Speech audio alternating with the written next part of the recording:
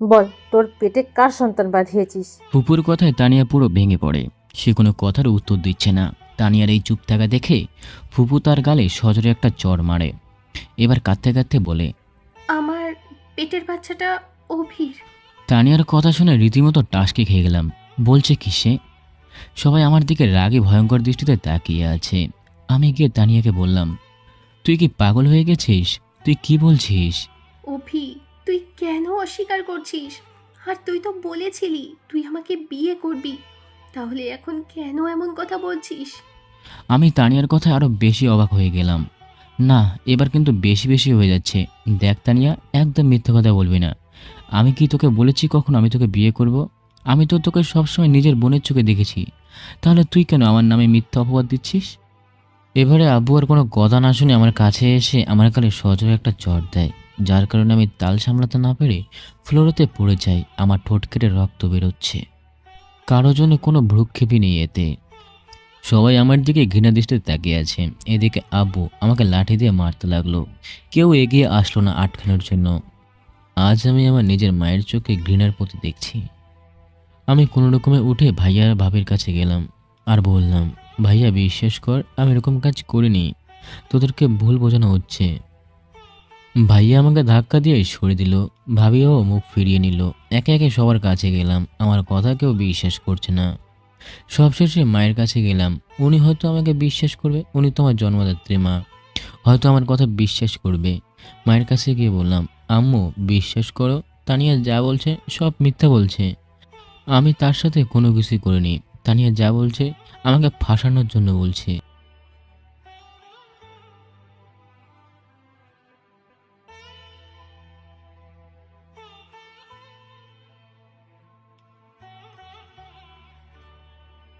কি বলছো কি তুমি মা এগুলা? তুমি আমার কথা বিশ্বাস করছো না?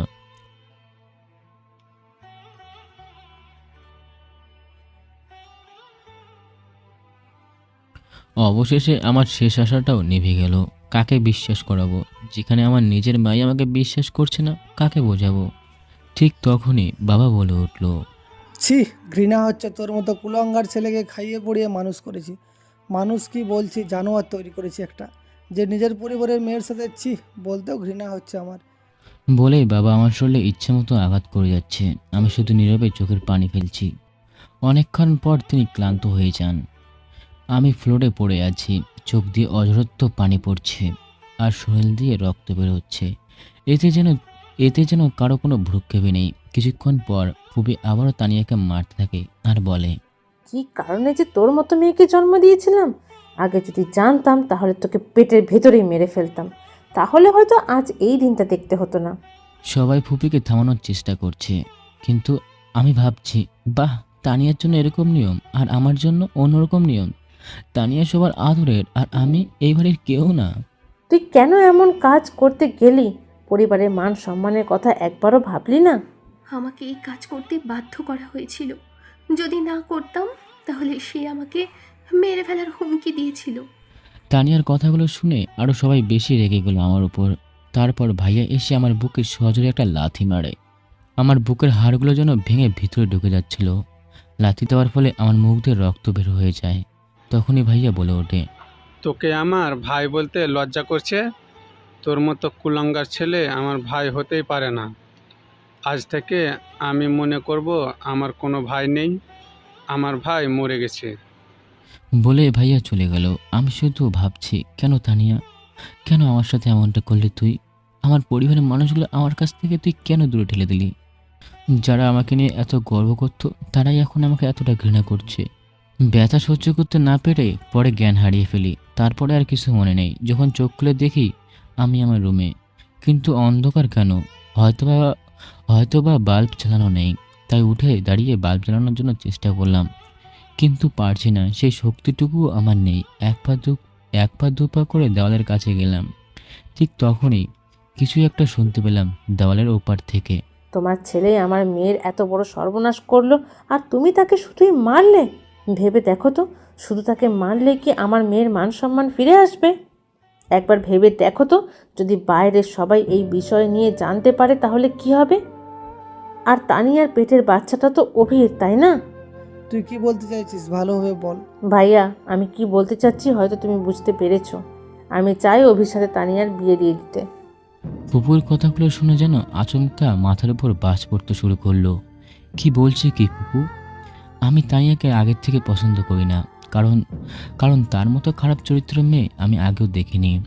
আগের থেকে তার প্রতি অনেকটা ঘৃণা কাজ করছিল, আর আর আজকের ঘটনার পর থেকে তার প্রতি আরও ঘৃণাটা যেন কয়েক গুণ বেড়ে গেল। আমি ভালো করেই জানি তার গর্ভের বাচ্চার বাবা আমি না। হয়তোবা কোনো এক বয়ফ্রেন্ডের সাথে এমন কাজ করেছে। তার বয়ফ্রেন্ডের অভাব নেই, আর সে তার বয়ফ্রেন্ডের সাথে খারাপ কাজ করতে দ্বিধাবোধ করবে না। কিন্তু কিন্তু আমার বুঝে আসছে না তানিয়া আমাকে ফাঁসাতে যাচ্ছে কেন। আমি তো তার কোনো ক্ষতি করিনি। কথাগুলো ভাবতে ভাবতেই বাবার গলা শুনতে পেলাম।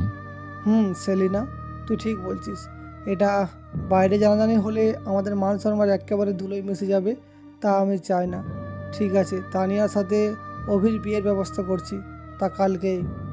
বাবার কথাগুলো শুনে মনে মনে সিদ্ধান্ত নিলাম আমি এই বিয়ে কিছুতেই করব না, তাও আবার এমন একটা দুশ্চরিত্র মেয়ের সাথে। না, আমি যে করেই হোক না আমার যে করেই হোক এখান থেকে আমাকে যেতে হবে অনেক দূরে। এখন যদি কাউকে বোঝাতে যাই তাহলে কেউ বুঝবে না, তাই অন্য কোথায় চলে যাওয়াই ভালো হবে। কিন্তু কোথায় যাব? আমার আত্মীয় স্বজন ওখানে গেলে তো আবার আমাকে ঠিক নিয়ে আসবে। তাছাড়া আমার তো কোনো বন্ধুও নেই যে তাদের কাছে যাব। কিন্তু যেখানে যাই যেতেই হবে, নাহলে আমার জীবনে চরম দুর্ভাগ্য নেমে আসবে। ভাবছি আজকে অন্য কোথাও চলে যাব, কোনো এক অচেনা শহরে, যেখানে নিজের বাবা নিজের ছেলেকে বিশ্বাস করে না, যেখানে নিজের ভাই এমনকি নিজের জন্মদাত্রীর মাও নিজের ছেলেকে বিশ্বাস করে না। সেইখানে থেকে লাভ কি? চলে যাব অনেক দূরে। দুটো চিঠি লিখলাম সবাইকে নিয়ে, সেখানে আমার মনের সকল অভিযোগের কথা লিখে রাখলাম। তারপর তারপর সেগুলো টেবিলের উপরে রেখে নিজের প্রয়োজনীয় জিনিসপত্র নিয়ে ছোট্ট একটা ব্যাগে নিলাম। শেষবারের মতো বাবা মার মুখটা খুব দেখতে ইচ্ছে করছিল, তাই দেখার জন্য দরজার কাছে গেলাম। দরজা খুলে দেখি তারা ঘুমাচ্ছে, তাই আর বেশি অসুবিধা হলো না। আহ, নিজের ছেলেকে এমন অবস্থায় করে কি নিশ্চিন্তে ঘুমাচ্ছে তারা। যাই হোক, আর বেশি দেরি না করে ছোট একটা ব্যাগ নিয়ে বেরিয়ে পড়লাম। শরীরটা চলছে না, কালকে মার খাওয়ায় শরীরটা অবশ হয়ে আছে। তার উপর আবার কিছু খেতেও পাইনি, পেটে কিছু না খেয়ে শরীর যেন চলছেই না। রাতের আবছা আলোতে দূর থেকে কিছু একটা দেখতে পাচ্ছি মনে হয়। হ্যাঁ, একটা মসজিদ দেখতে পাচ্ছি। সেখানে কিছুটা পানি খেয়ে নিলাম। আহ, কি শান্তি লাগছে। কিন্তু পানি খেয়ে কি আর পেট ভরে? দূরে একটা ট্রাক দেখতে পেলাম, থেমে আছে, হয়তো ছাড়ার প্রস্তুতি নিচ্ছে। এই সুযোগে ট্রাকের উপরে উঠে পড়লাম। হয়তো অনেক দূরে কোথাও চলে যেতে পারবো, কিন্তু উঠবো কীভাবে? শরীরে যে শক্তিটুকুও নেই। কিন্তু যে করে হোক আমাকে যে উঠতে হবে। অনেক কষ্টে ট্রাকে চড়ে উঠলাম। কিছুক্ষণ পর ট্রাকটা ছেড়ে দিল। ড্রাইভারের গন্তব্য থাকলেও আমার কোনো গন্তব্য নেই। কোথায় নামবো কিছু জানি না। আস্তে আস্তে ট্রাকটা চলতে শুরু করলো। কোথায় যাব, কি করব, কিছুই ভেবে পাচ্ছি না। চোখ দিয়ে পানিগুলো নোনা জলের মতো গড়িয়ে পড়ছে। প্রায় ঘন্টাখানিক পর চলার পরে ট্রাকটা হঠাৎ করে থেমে গেল। আমি বিষয়টা বোঝার চেষ্টা করলাম, কিন্তু কিন্তু ফালকা উকি দিয়ে দেখি কোনো এক হোটেলে এসে ড্রাইভার আর হেল্পার নেমে এসে খাওয়া দাওয়া করবে। আমি ভাবছি এখন তো অনেক দূরে চলে এলাম, এখানে হয়তো নেমে পড়ি। যেই ভাবা সেই কাজ। ট্রাক থেকে নেমে আমি ডান দিকের দিকে রওনা হলাম। জানি না সেদিকে কি আছে। এখনও ভোর হয়নি, আনুমানিক রাত 3টা বা 3:30 হবে হয়তো, তবে আমি শিওর না। যতই দূরে যাচ্ছি মনের ভিতর ততটাই কেমন জানি একটা অন্ধকারের ঘর নেমে আসছে। আচ্ছা, আমি কি ঠিক পথে চলে যাচ্ছি নাকি ভুল পথে? শরীরটা অনেক যন্ত্রণায়, হাঁটতে পারছি না। তার মধ্যে ঘুটঘুটে অন্ধকারে লিপ্ত। এই অন্ধকারের মধ্যে দিয়ে অনেকখানি পথ হেঁটে চলে এলাম। তারপরে কিছু দূর যেতেই একটা আশার আলো খুঁজে পেলাম। দেখতে পেলাম কিছু একটা চিকচিক করছে, হয়তো পানি হবে। কিছুটা চাঁদের আলোর উপর পানি পড়েছে, তাই চিকচিক করছে। অবশেষে মনে হয় ঝোরপাট থেকে বের হতে পারলাম, তাও আবার নিরাপদে। নদীর কিনারে হাঁটতে লাগলাম। কিন্তু কিছু একটার সাথে হঠাৎ আমার মাথায় প্রচণ্ড আঘাত লাগলো। আমি হাত দিয়ে বুঝতে পারছি আমার মাথা দিয়ে অনেক রক্ত বেরোচ্ছে। তার উপর এমনি তো আমার মাথায় প্রচণ্ড মারা হয়েছিল, আবারও সেই জায়গায় লেগেছে, যার কারণে প্রচণ্ড ব্যথা হচ্ছে। কিছুক্ষণ পর ব্যথার তীব্র যন্ত্রণা আমি জ্ঞান হারিয়ে ফেলি। তারপরে আমার আর কোনো কিছু মনে নেই। যখন চোখ খুলে দেখি একটা কুঁড়ে ঘরে ভিতরে আশ্রয় দেওয়া আছে। কিন্তু আমি ভেবে পাচ্ছি না কাল রাতে ঘটনা হয়ে যাওয়ার পর আমাকে এখানে কে নিয়ে এসেছে। মাথার ব্যথাটা কিছুটা কমেছে। হাত দিয়ে দেখি কিছু একটা বেঁধে আমার মাথায় লাগিয়ে দেওয়া হয়েছে। তার উপর কাপড়, সুন্দর করে একটা কাপড় বেঁধে দিয়েছে। কিন্তু কাজটা করলোটা কে? আমার চোখ আমার চোখ গেল দরজার দিকে। দরজাটা বেশ ছোট। দরজার বাইরে থেকে মনে হলো কোনো এক মেয়ে বারবার আমার দিকে উঁকি মারছে। আমি কিছু একটা ভেবে খেয়াল করলাম। আমি এভাবে শুয়ে থাকলাম কিছুক্ষণ পর একটা বৃদ্ধ লোক দেখতে পেলাম। মুখের ভিতরে দাড়ি আর লম্বা লম্বা চুল, কেমন জানি সাদা হয়ে গেছে, তবে পুরোপুরি তাকে বৃদ্ধ বলাও চলে না। যাক, তাহলে তোমার ঘুম ভেঙেছে। এখন কি কোনো সমস্যা হচ্ছে তোমার? না না, আমার কোনো সমস্যা হচ্ছে না। আপনি কে, আর আমাকে এখানে কে বা নিয়ে এলো? সেসব না হয় পরে বলবো, তুমি আগে ঠিকমতো সুস্থ হয়ে নাও। তারপরে তিনি বাইরে চলে গেল, কারণ কাকে যেন খাবার দিতে বলল। তারপর কিছুক্ষণ পর একটা মেয়ে এলো। আর এটা সেই মেয়ে যে কিছুক্ষণ আগে বাইরের থেকে উঁকি মারছিল। মুখটা দেখা যাচ্ছে না, ওনার দিয়ে পুরোপুরি মুখটা ঢাকা, শুধু চোখগুলো বাদে। তারপর মেয়েটি খাবারগুলো দিয়ে আবারও চলে গেল। আর আর বৃদ্ধ লোকটা আমার কাছে এলো। আমার গরিব ঘরে এর থেকে ভালো খাবার আর নেই বাবা। কোনো কিছু মনে না করলে এগুলো খেয়ে নাও। আরে কি বলছেন এগুলো? সমস্যা নেই, এগুলো খেতে পারবো। খাবারগুলো দেখে আর অপেক্ষা করতে পারলাম না, খেতে শুরু করলাম। যদিও খাবারগুলো খুবই সস্তা, তবুও আমি এগুলো তৃপ্তি করে খেলাম। আর খাবারটা অসাধারণ ছিল। কে রেঁধেছে তা আমি বলতে পারলাম না, অনেক ক্ষুধা ছিলাম। খাবারগুলো শেষ করে কতটা যে খুশি হয়েছি তা আপনাদের বলে বোঝাতে পারবো না। ধন্যবাদ চাচা আপনাকে। আরে, এতে কোনো ধন্যবাদ দেওয়ার প্রয়োজন নেই। তুমি হলে বর্তমানে এই বাড়ির মেহমান, আর মেহমানদের যত্ন করা খুব বড় মহৎ কাজ। বাবা, যদি কিছু না মনে করো তাহলে আমি এখন আসি। আমাকে মাছ ধরতে যেতে হবে। জি সমস্যা নেই, যেতে পারেন। যদি কোনো সমস্যা হয় তাহলে আমার মেয়েটাকে বলতে পারো, সে তোমাকে সাহায্য করবে। আচ্ছা। তারপর চাচা চলে গেল। হয়তো তিনি জেলে মাছ ধরতে সংগ্রাম করতে চলে গেছে। শুয়ে থাকতে আর ভালো লাগছে না, তাই উঠে একটু জানলার দিকে গেলাম। এইখান থেকে নদীটা বেশ সুন্দর লাগছে, যা বলে বোঝানো যাবে না। নদীর ধারের দিকে অনেক কুয়াশা, যেন মনে হচ্ছে কোনো এক ফুল বাগানের কাছে চলে আসলাম। এমন মনোমুগ্ধ দৃশ্য দেখে আমার মনটা ভালো হয়ে গেল। কিছুক্ষণ পর মেয়েটি হাতে কী যেন নিয়ে এলো। তারপর আমাকে নরম সুরে বলল, এইটা খেয়ে নিন। এটা খেয়ে নিলে আপনার ক্ষতস্থানগুলো তাড়াতাড়ি শুকিয়ে যাবে। তারপর মেয়েটির কথা মতো ওষুধগুলো খেয়ে নিলাম। কোনো এক গাছেরা ওষুধ। তখন মেয়েটি ওখানে সেভাবে দাঁড়িয়েছিল। আমরা কেউ কোনো কথা বলছি না। নীরবতা ভেঙে মেয়েটি বলল, আপনার নাম কি? অভি ইসলাম আসিফ। সুন্দর নাম। আমার নাম আয়েশা সিদ্দিকা। আপনার নামটা বেশ সুন্দর। আচ্ছা, একটা প্রশ্ন করতে পারি, যদি কিছু মনে না করতেন? জি বলুন, এতে মনে করার কি আছে? না মানে, চাচি অথবা আপনার মাকে তো কোথাও দেখতে পারছি না। আমি শুধু আপনাকে আর আপনার বাবাকে দেখতে পেলাম। আর আপনার কোনো ভাই বোন নেই? না, আমার কোনো ভাই বোন নেই। আমি একা। কিন্তু মা। আয়েশা তার মায়ের কথা বলতে গিয়েও থমকে গেল। গলাটা কেমন জানি আটকে যায়। আমি লক্ষ্য করলাম মেয়েটির চোখে পানি পড়ছে। হে আল্লাহ, আমি কি প্রশ্নটা করে তার মনে কি কষ্ট দিলাম না তো? সরি, আমি ইচ্ছে করে আপনাকে কষ্ট দিতে চাইনি। আপনি যদি চান তাহলে থাক, আপনার মায়ের কথা বলা লাগবে না। না না, ঠিক আছে, সমস্যা নেই। আসলে আমার মা হারিয়ে যান যখন আমি খুব ছোট ছিলাম। তখন আমার বাবা, আমি এবং এলাকার কিছু লোকজন মিলে অনেক চেষ্টা করেছিলাম আমার মাকে খুঁজে পেতে, কিন্তু কোথাও পাইনি। বেশ কয়েকটা বছর খোঁজাখুঁজি করা হয়েছে, কিন্তু পরবর্তীতে বাবা হাল ছেড়ে দেন। অনেক কান্নাকাটি করেছিলাম, খোঁজ করেছিলাম, কিন্তু কোথাও পাইনি। আর জানেন, আমার মা সেই সময় গর্ভবতী ছিল, তার পেটে বাচ্চা ছিল। আমার কি পরিমাণ কষ্ট হয়েছিল বলে বোঝাতে পারবো না। আল্লাহর কাছে শুধু এটাই প্রার্থনা করি, তারা যেখানেই থাকে ভালো থাকে যেন।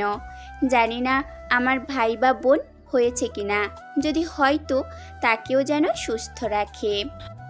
আয়েশা নামের মেয়েটির কথা শুনে আমার চোখ দিয়ে টপ টপ করে কয়েক বিন্দু পানি পড়তে শুরু করলো। কি পরিমাণ কষ্ট আর হারানোর ব্যথা নিয়ে জীবনযাপন করছে তা বলে বোঝানো যাবে না। এইখানে থাকার বেশ কয়েকদিন পর আমি সুস্থ হয়ে উঠলাম। বাবা, তোমাকে কিছু প্রশ্ন করতে পারি, যদি মনে কিছু না করো? আরে আমার এত মনে করার কি আছে, কি বলবেন বলেন। আসলে তুমি কে, তোমার বাড়ি কোথায়, আর তুমি সেদিন এখানে অজ্ঞান হয়ে কেনই বা পড়েছিলে, সেসব কিছু তো আমরা কিছুই জানতে পারলাম না। যদি মনে না করো তাহলে আমরা কিছু শুনতে পারি? হ্যাঁ অবশ্যই বলবো আপনাদেরকে, এতে মনে করার কিছু নেই। তারপর সেদিনে ঘটনা শুরু করে কি হলো, এখানে আসলাম আর চাচাকে আর আশাকে সব কিছুই বললাম।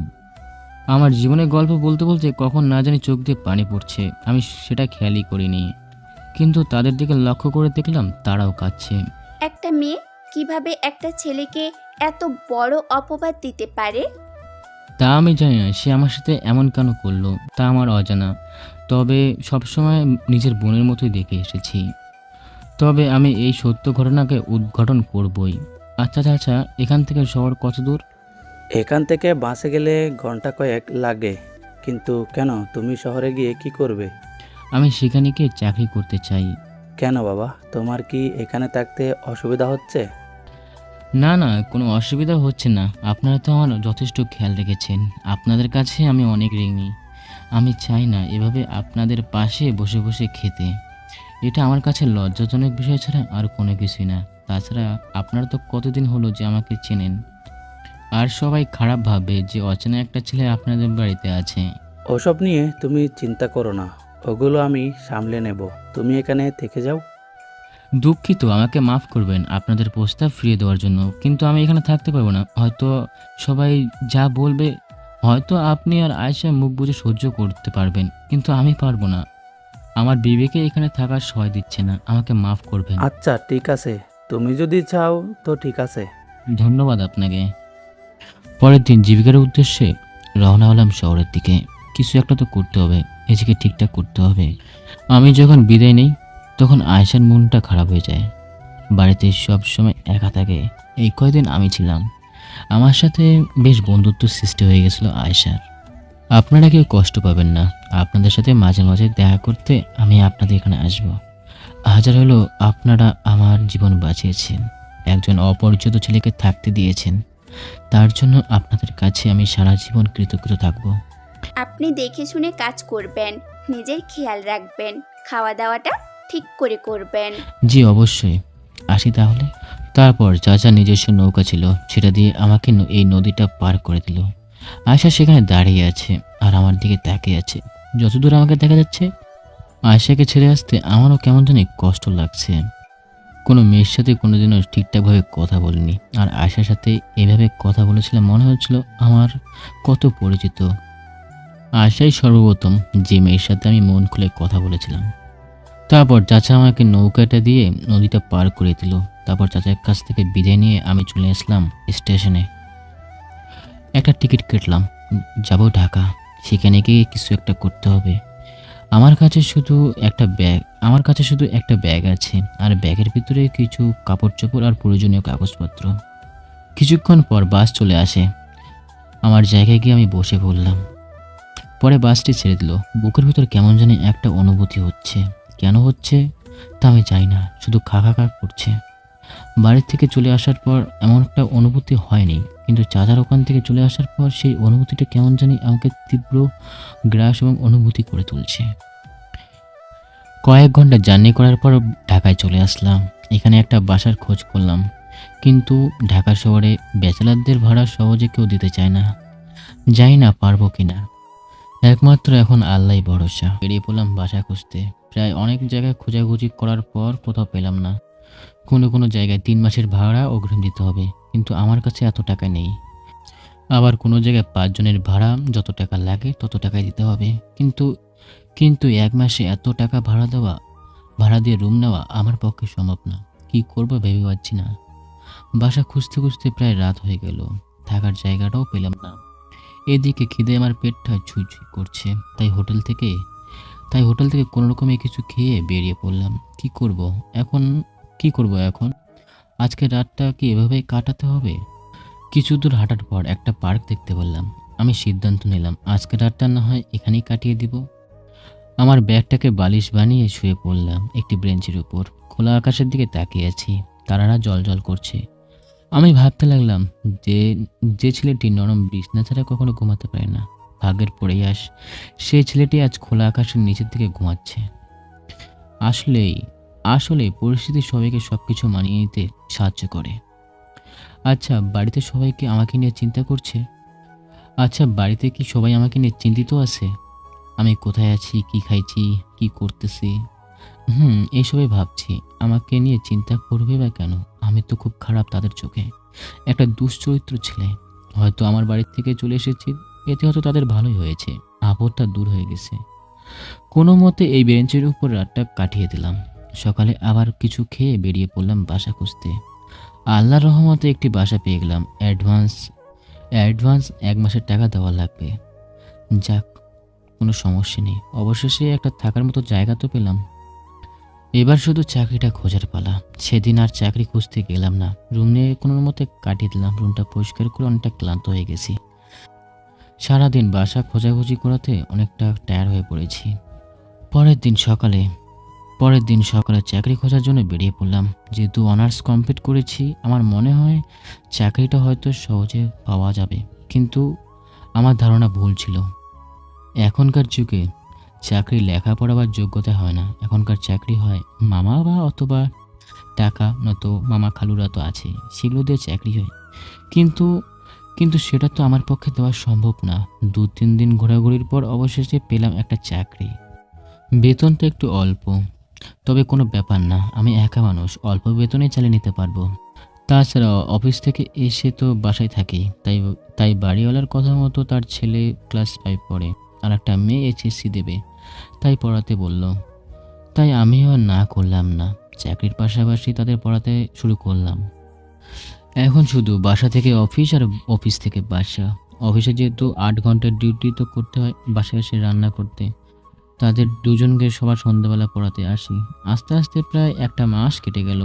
প্রথম মাসের স্যালারি পেয়ে গেলাম। ভাবলাম আমার কাছে তো ফোন নেই, একটা ফোন কিনবো, সাথে কারোর সাথে যোগাযোগ করতে পারি না, তাই ছোটোখাটো একটা বাটন ফোন কিনে নিলাম।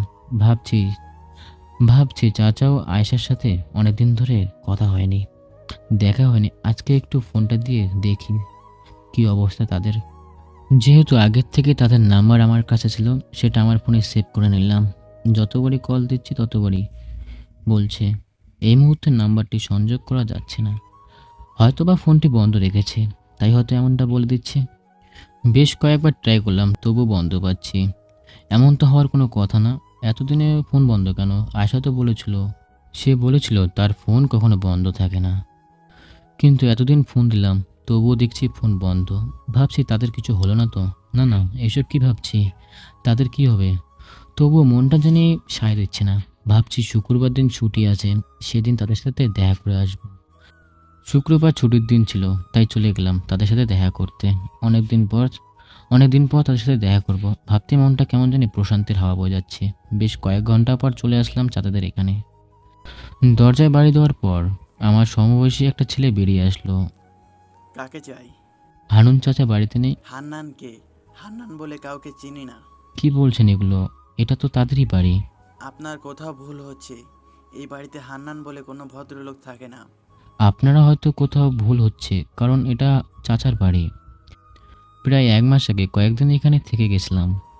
ওহ, আপনাদের তাহলে তার খোঁজ দিতে পারলাম না, কারণ আমরা এখানে নতুন এসেছি। কিছুদিন হলো এই বাড়িটা নিয়েছি একজনের থেকে। কার থেকে নিয়েছে সেটা আমাকে বলতে পারবেন? জি অবশ্যই, আসুন আমার সাথে। তারপর ছেলেটা আমাকে একজনের কাছে নিয়ে গেল। চাচা কেন এমন কাজ করবে? এই জমি জায়গা বিক্রি করে কোথায় যাবে? এই যে ভদ্রলোক থেকে দেখতে পাচ্ছেন, আমরা তার কাছ থেকে এই জমিটা কিনেছি একজন বয়স্ক লোককে দেখিয়ে। আচ্ছা, ধন্যবাদ আপনাকে কষ্ট দেওয়ার জন্য। না ঠিক আছে। তখন ছেলেটা চলে গেল। আমি সেই লোকটির দিকে এগিয়ে গেলাম তার সাথে কথা বলতে। চাচা কোথায় বা তার জমি এই লোকটি বিক্রি করলো? আসসালামু আলাইকুম। ওয়ালাইকুম আসসালাম। তুমি কে? আর এখানেই বা কি করে? তোমাকে তো এই গ্রামে কোনোদিন দেখি নাই। হুম আমাকে আমাকে আপনি দেখেননি। আমি আপনাকে কিছু প্রশ্ন করব, সঠিক উত্তর দেবেন। কি এমন প্রশ্ন? আচ্ছা বলো তো দেখি। হানিফ চাচা তার মেয়ে কোথায়? কোন হান্নান? যার জমি কিছুদিন আগে আপনি কারো কাছে বিক্রি করেছেন।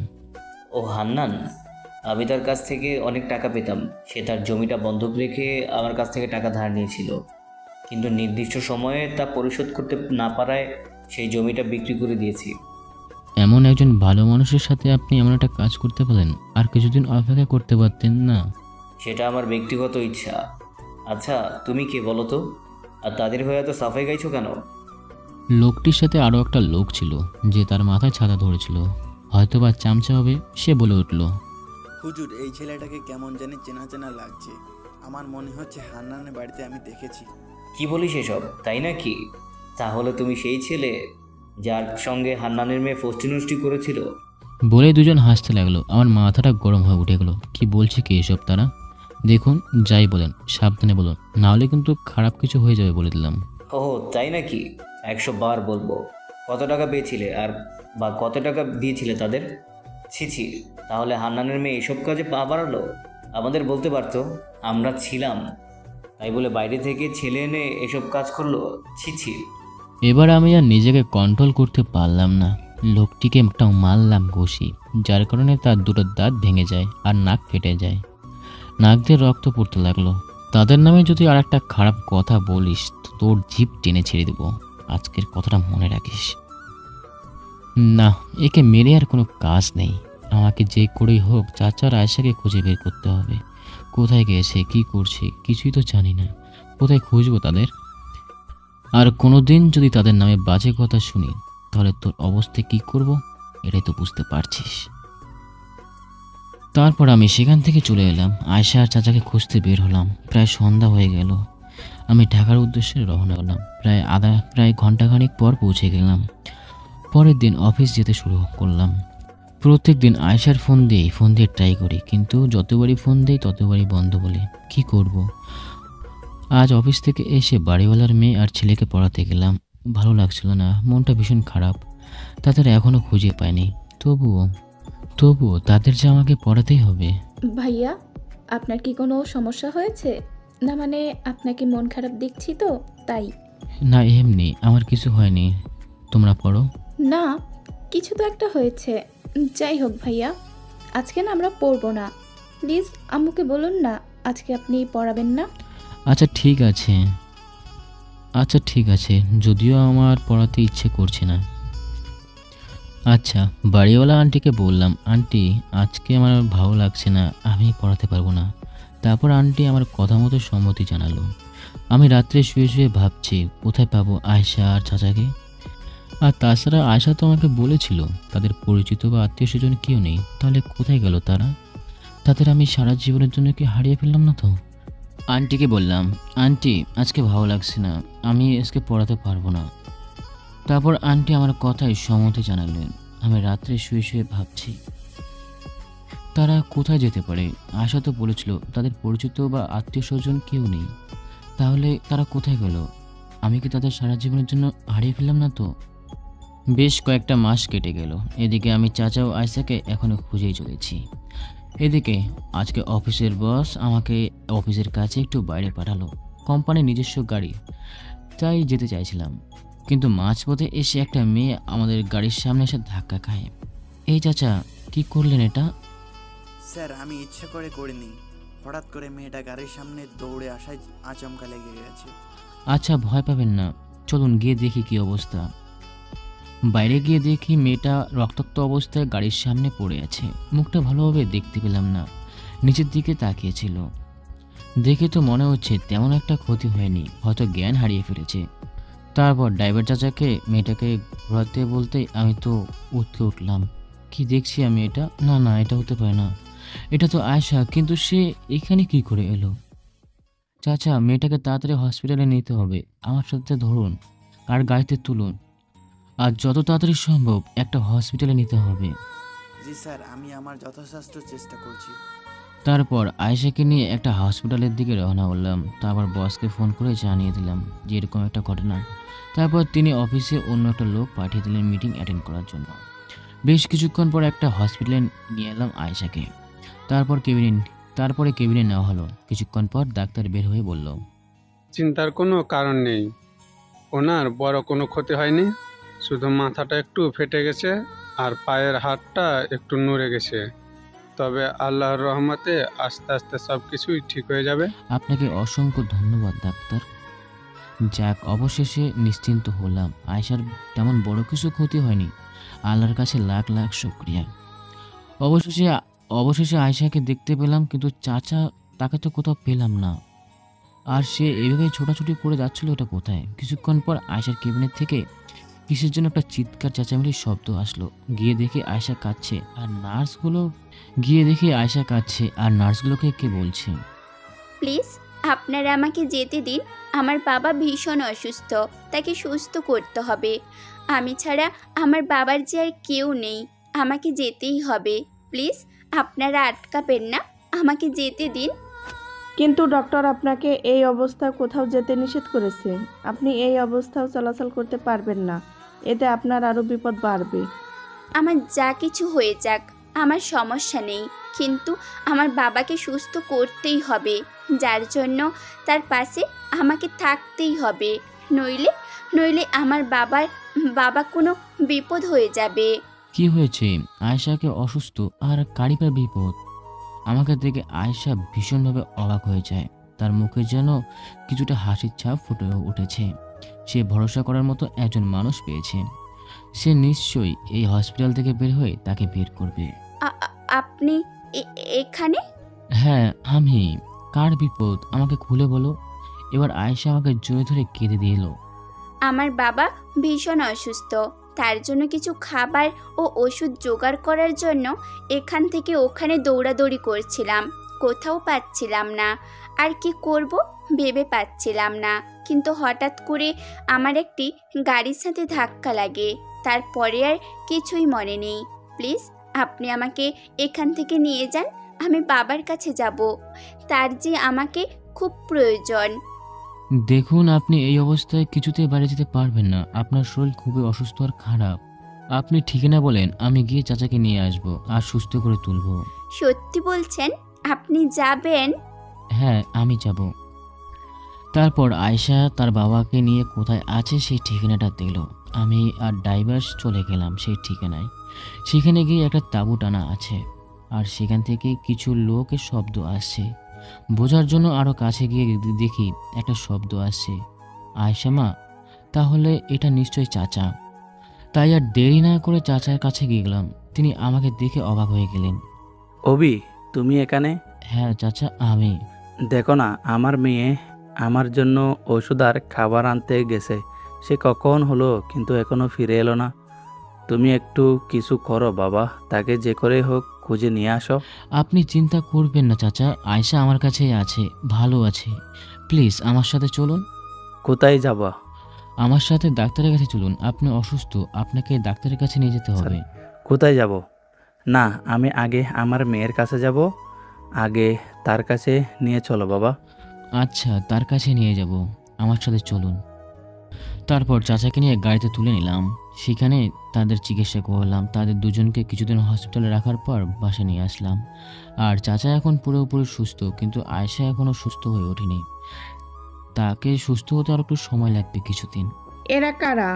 আন্টি, আপনাদের বলেছিলাম না আমার পরিচিত দুজন আসবে, তাদের জন্য একটা রুম রাখতে, আর এরাই হলো তারা। ও আচ্ছা, আসুন আসুন, আপনারা ভেতরে আসুন। তারপর তাদের রেখে বাজারে চলে গেলাম। কিছু বাজার করতে হবে আর কিছু কাপড়ও কিনতে হবে আয়েশা ও চাচার জন্য। তারা এক কাপড়ে দিন কাটাচ্ছে। চাচা, এই নিন, এগুলো আপনার জন্য। আর আয়েশা এগুলো আপনার জন্য। আয়েশা কিছুটা রাগ দেখিয়ে বলল, আপনি আবার এগুলো আনতে গেলেন কেন? আপনাদের দেখছি এক কাপড়ে কয়েকদিন ধরে আছেন, তাই ভাবলাম আপনার জন্য কিছু নিয়ে যাই। আমাদের এগুলো কিচ্ছু লাগবে না। আপনি আমাদের জীবন বাঁচিয়েছেন, থাকতে দিয়েছেন, এটাই তো অনেক। কেন, আপনারা বুঝি দেননি? সেটা তো অন্য বিষয়। কোনো অন্য বিষয় নয় চাচা, আপনি আপনার মেয়েকে বোঝান। আপনি তো আমাকে ছেলের মতো দেখেন, তাই না? তাহলে ছেলে যদি কিছু দেয় তাহলে আপনি সেটা না করবেন? কিন্তু সেটা তো চাচাকে থামিয়ে বললাম, প্লিজ চাচা, এগুলো নিতেই হবে। আপনাদের না নিলে আমি কিন্তু ভীষণ রাগ করব। আচ্ছা ঠিক আছে, রাগ করা লাগবে না, এই তো নিচ্ছি বাবা। এবার খুশি তো? জি চাচা, ভীষণ খুশি। একদিন অফিস শেষ করে বাসায় এসে দেখি আয়শা রান্না করছে আর ভাত দিয়ে চাল নিয়ে রান্নাঘরের দিকে যাচ্ছে। যদিও সে ঠিকঠাকভাবে হাঁটতে পারছে না, তবুও সে একটু চেষ্টা করছে যাওয়ার জন্য, কিন্তু সে হঠাৎ করে পড়ে যেতে লাগলো। আমি গিয়ে ধরে ফেলি। আরে আপনি পাগল হয়ে গেছেন নাকি? এই অবস্থায় আপনি রান্না করে যাচ্ছেন? আপনার শরীর তো এখনো ঠিক হয়নি। কি করব বলুন, ভালো লাগছিল না ঘরে বসে থাকতে। আর আমি সব সময় দেখি আপনি ছেলে হয়ে রান্না করছেন আমাদের জন্য, রান্না করছেন, আমাদের ঠিক সময় যত্ন নিচ্ছেন। নিজের কাজে বড্ড লজ্জাবোধ করছি। আপনি আমাদের জন্য এত কিছু করেছেন, আর আমি আপনার জন্য কিছু করতে পারছি না। তাই চাচ্ছিলাম রাতের রান্নাটা না হয় আমিই করি। আপনার কিছু রান্না করতে হবে না, আপনাকে ঘরে রেখে আসি, আপনি শুয়ে থাকুন। ভালো লাগছে না তো। ভালো না লাগলে টিভি ছেড়ে দিচ্ছি, বসে বসে টিভি দেখুন। তবুও সুস্থ হওয়ার আগ পর্যন্ত কোনো কাজ আপনি করবেন না। আমার কথা শুনে আয়শা আমার দিকে এক দৃষ্টিতে তাকিয়ে রইল। আমিও বোঝার চেষ্টা করছি কি ভাবছে আমার দিকে তাকিয়ে। আচ্ছা, আমাকে একটা কথা বলুন, নিজের বউয়ের কি এভাবে যত্ন নিতেন? অবশ্যই নিতাম, যদি সে ভালো ঠিকঠাক আপনার মতো। আইসে, কে বলল আমি ভালো? অবশ্যই নিতাম, সে যদি ভালো হতো ঠিক আপনার মতো। কেউ বলেনি। আমি যতটুকু আপনাকে দেখেছি, জেনেছি, চিনেছি, তার ভিতর থেকে আমি নিঃসন্দেহে বলতে পারি আপনি খুব ভালো একটা মেয়ে এবং আপনার খুব ভালো একটা মন আছে। আমার কথা শুনে আয়শার মুখে যেন একটা প্রশান্তির হাসি ফুটে উঠল। তারপর আয়শাকে আমি রান্নাঘর থেকে নিয়ে আমার ঘরে নিয়ে রেখে আসলাম। সে বসে বসে টিভি দেখে আর আমি রান্না করে ফেলি। বেশ কয়েকদিন কেটে গেল। আয়শার সাথে আর বাড়িওয়ালার মেয়ে রিমার সাথে খুব ভালো একটা বন্ধুত্ব হয়ে গেছে। আয়শার মনে আর এখন একাকিত্ব ভাবনাটা এখন আর থাকে না। বাসায় থাকলে সারাদিন রিমির সাথে আর বাড়িওয়ালার আন্টির সাথে সময় কাটায়। একদিন অফিস থেকে ফিরে খাওয়া দাওয়া করছিলাম, সেই সময় চাচা বলে উঠল, বাবা অনেক দিন তো তোমার এখানে থাকলাম, তাই বলছি কি আমি আর আমার মেয়ে এখান থেকে চলে যাব। কি বলছেন চাচা এগুলো? আপনি কোথায় যাবেন? আপনার তো কোথাও যাওয়ার জায়গা নেই। সে আমরা ঠিক ব্যবস্থা করে নিতে পারবো। না, তা হতে দিতে পারি না। আপনারা এখানে থাকবেন এবং আমার সাথেই থাকবেন। হয়তো থাকলাম, কিন্তু আমরা তো আর তোমার কাছে বসে বসে খেতে পারবো না। তাই বলছি কি আমি কিছু একটা করি। আপনি কি করবেন? আমি কিছুক্ষণ ভেবে বললাম, আপনাকে আমি একটা দোকান দিব, আপনি না হয় সেখানে বসে বেচাকেনা করবেন। কিন্তু একটা দোকান দিতে গেলে তো অনেক টাকা লাগবে, দোকানে জিনিসপত্র তুলতে হবে, তার জন্য অনেক টাকার প্রয়োজন। এই বুদ্ধিটা বাদ দাও। টাকার চিন্তা আপনাকে করতে হবে না, আমি ব্যবস্থা করব। আমি সব কিছু ঠিকঠাক করে দেবো, আপনি শুধু দোকানে বসে বসে বেচাকেনা করলেই হবে। আমার বুদ্ধি শুনে তারা বেশ খুশি হলো। যাক, অন্তত তো তারা আমাকে কোথাও ছেড়ে যেতে পারছে না। তারপর বেশ কয়েকদিনের মধ্যে আয়শাও সুস্থ হয়ে উঠল। শুক্রবার দিন ছুটি ছিল, ভালো লাগছিল না, পরিবারের কথা খুব মনে পড়ছে। তাই বাসের ছাদে গিয়ে মন খারাপ করে বসেছিলাম। ঠিক সেই সময় কে জানি আমার কাঁধে হাত রাখলো। নিচের দিকে তাকিয়ে দেখি আয়শা। তখনই আয়শা বলল, কি করছেন এখানে একা একা? আপনাকে নিচে খুঁজলাম, পেলাম না। তারপর রিমাকে জিজ্ঞাসা করতে সে বলল আপনি নাকি ছাদে এসেছেন, তাই আপনার কাছে আসলাম। খুব ভালো করেছে, আর ভালো লাগছিল না, তাই আর কি ছাদে এসে বসে আছি। কেন, কি হয়েছে? ভালো লাগছে না কেন? আজ কেন জানি বাড়ির সবার কথা মনে পড়ছে। তাদের কথা মনে পড়তে আমার চোখ দিয়ে কয়েক ফোঁটা পানি বেরিয়ে গেল। আয়শা তার হাত দিয়ে আমার পরম মমতায় সে চোখের পানি মুছে দিল। প্লিজ কাঁদবেন না, দেখবেন সব কিছু এক সময় ঠিক হয়ে যাবে। ভালো কথা। তোমাদের সেদিন কি হয়েছিল যার জন্য তোমরা জায়গা জমি সব ফেলে রেখে এসেছিলে? আর একটা কথা বারবার আমি জিজ্ঞাসা করতে চেয়েছিলাম, কিন্তু আচ্ছা বলো তো, তোমাদের সেদিন কি হয়েছিল? সেদিন কি হয়েছিল শুনতে চান? তাহলে শুনুন। আপনি চলে আসার কিছুদিন পর ফ্ল্যাশব্যাক। হান্নান, এই হান্নান, বাড়িতে আছিস? তাড়াতাড়ি দরজা খোল। জি জি, বলেন হুজুর। আমার কাছে যে টাকাগুলো ধার নিয়েছিলি সেগুলো আজ ফেরত দেওয়ার কথা, তাই না? তো কোথায় আমার সেই টাকাগুলো দে, আমি নিতে এসেছি। তারপর আব্বু আমতা আমতা করে বললেন, হুজুর, আমাকে মাফ করুন, আজকে আমি আপনাকে টাকা দিতে পারছি না। জানেনই তো এবছর নদীতে ঠিকমতো মাছ ধরতে পারিনি আর মাছ পাইনি। বিশ্বাস করুন হুজুর, যদি মাছ ধরতে পারতাম তাহলে আপনার টাকা সবগুলো ফিরিয়ে দিতাম। আমি তখন দরজার আড়ালে দাঁড়িয়ে সব কিছু শুনছিলাম। এই কথা আমাকে বলছিস? আজ আর আমি তোর কোনো কথা শুনবো না। হয় আজ আমার টাকা ফেরত দিবি, না হলে আজকে আমি রাতের জন্য তোর মেয়েকে নিয়ে যাব। এই কথাটা শোনার পর আব্বু রেগে গিয়ে মোড়লের গলা চেপে ধরে, আর সবাই আব্বুকে ছাড়ানোর চেষ্টা করছে আর তাকে আঘাত করছে। আমি দৌড়ে গিয়ে মোড়লের পায়ে পড়ে বলি, প্লিজ আমার আব্বুকে ছেড়ে দিন, তার কোনো ক্ষতি করবেন না, আপনি যা বলবেন আমি তাই করব। তখন আব্বু বলল, আয়েশা মা, তুই কথা বলিস না, দরকার হলে আমি মরে যাব, তবু ওই বজ্জাত লোকটার কাছে কিছুতেই তোকে ভোগের পাত্রী হতে দিব না। তখন মোড়ল সাহেব বললেন, এই তোরা সবাই হান্নানকে ছেড়ে দে। আর হান্নান, তোকে একটা কথা বলছি আর একটা সুযোগ দিচ্ছি, তোরা এখান থেকে আজকে রাত্রের মধ্যে বাড়ি খালি করে চলে যাবি। কিন্তু আমরা কোথায় যাব? কোথায় যাবি সেসব কিছু আমি জানি না। হয় এখনই আমার টাকা ফেরত দিবি, না হলে এই জমি জায়গা ছেড়ে চলে যাবি। তখন আব্বু অনেক চিন্তা ভাবনা করলো, আর এলাকার সবাই মোড়লের কথা শুনে মোড়ল যা বলবে তাই করে। তারপর আর কোনো কিছু উপায় না পেয়ে আমি আর আব্বু চলে এলাম শহরে। ওই বজ্জাত মোড়লটা আমাদের কিচ্ছু নিতে দেয়নি, আমার ফোনটা ভেঙে দিয়েছিল। আপনার সাথে যোগাযোগ করার শেষ সম্বল ছিল ওই মোবাইলটা। ওই মোবাইলটা ভেঙে ফেলার কারণে আপনার সাথে আর যোগাযোগ করতে পারিনি। আর আপনি কোথায় থাকেন সেটাও আমরা জানি না, কোথায় খুঁজবো আপনাকে। আমি আর আব্বু যখন শহরে এলাম, সবাই আমাদের সাথে ভিখিরির মতো আচরণ করত। খাবারের জন্য এখানে ওখানে ছুটে বেরিয়েছি, কিন্তু কোথাও এক মুঠো খাবার পাইনি। সেদিন কোনো রকম পানি খেয়ে দিনটা কাটিয়ে দিয়েছিলাম, কিন্তু পানিতে কি আর পেট ভরে? আমরা আশ্রয়ের জন্য একটা তাঁবু গেড়েছিলাম এই খালের ধারে, সেটা তো আপনি দেখেছেন, তাই না?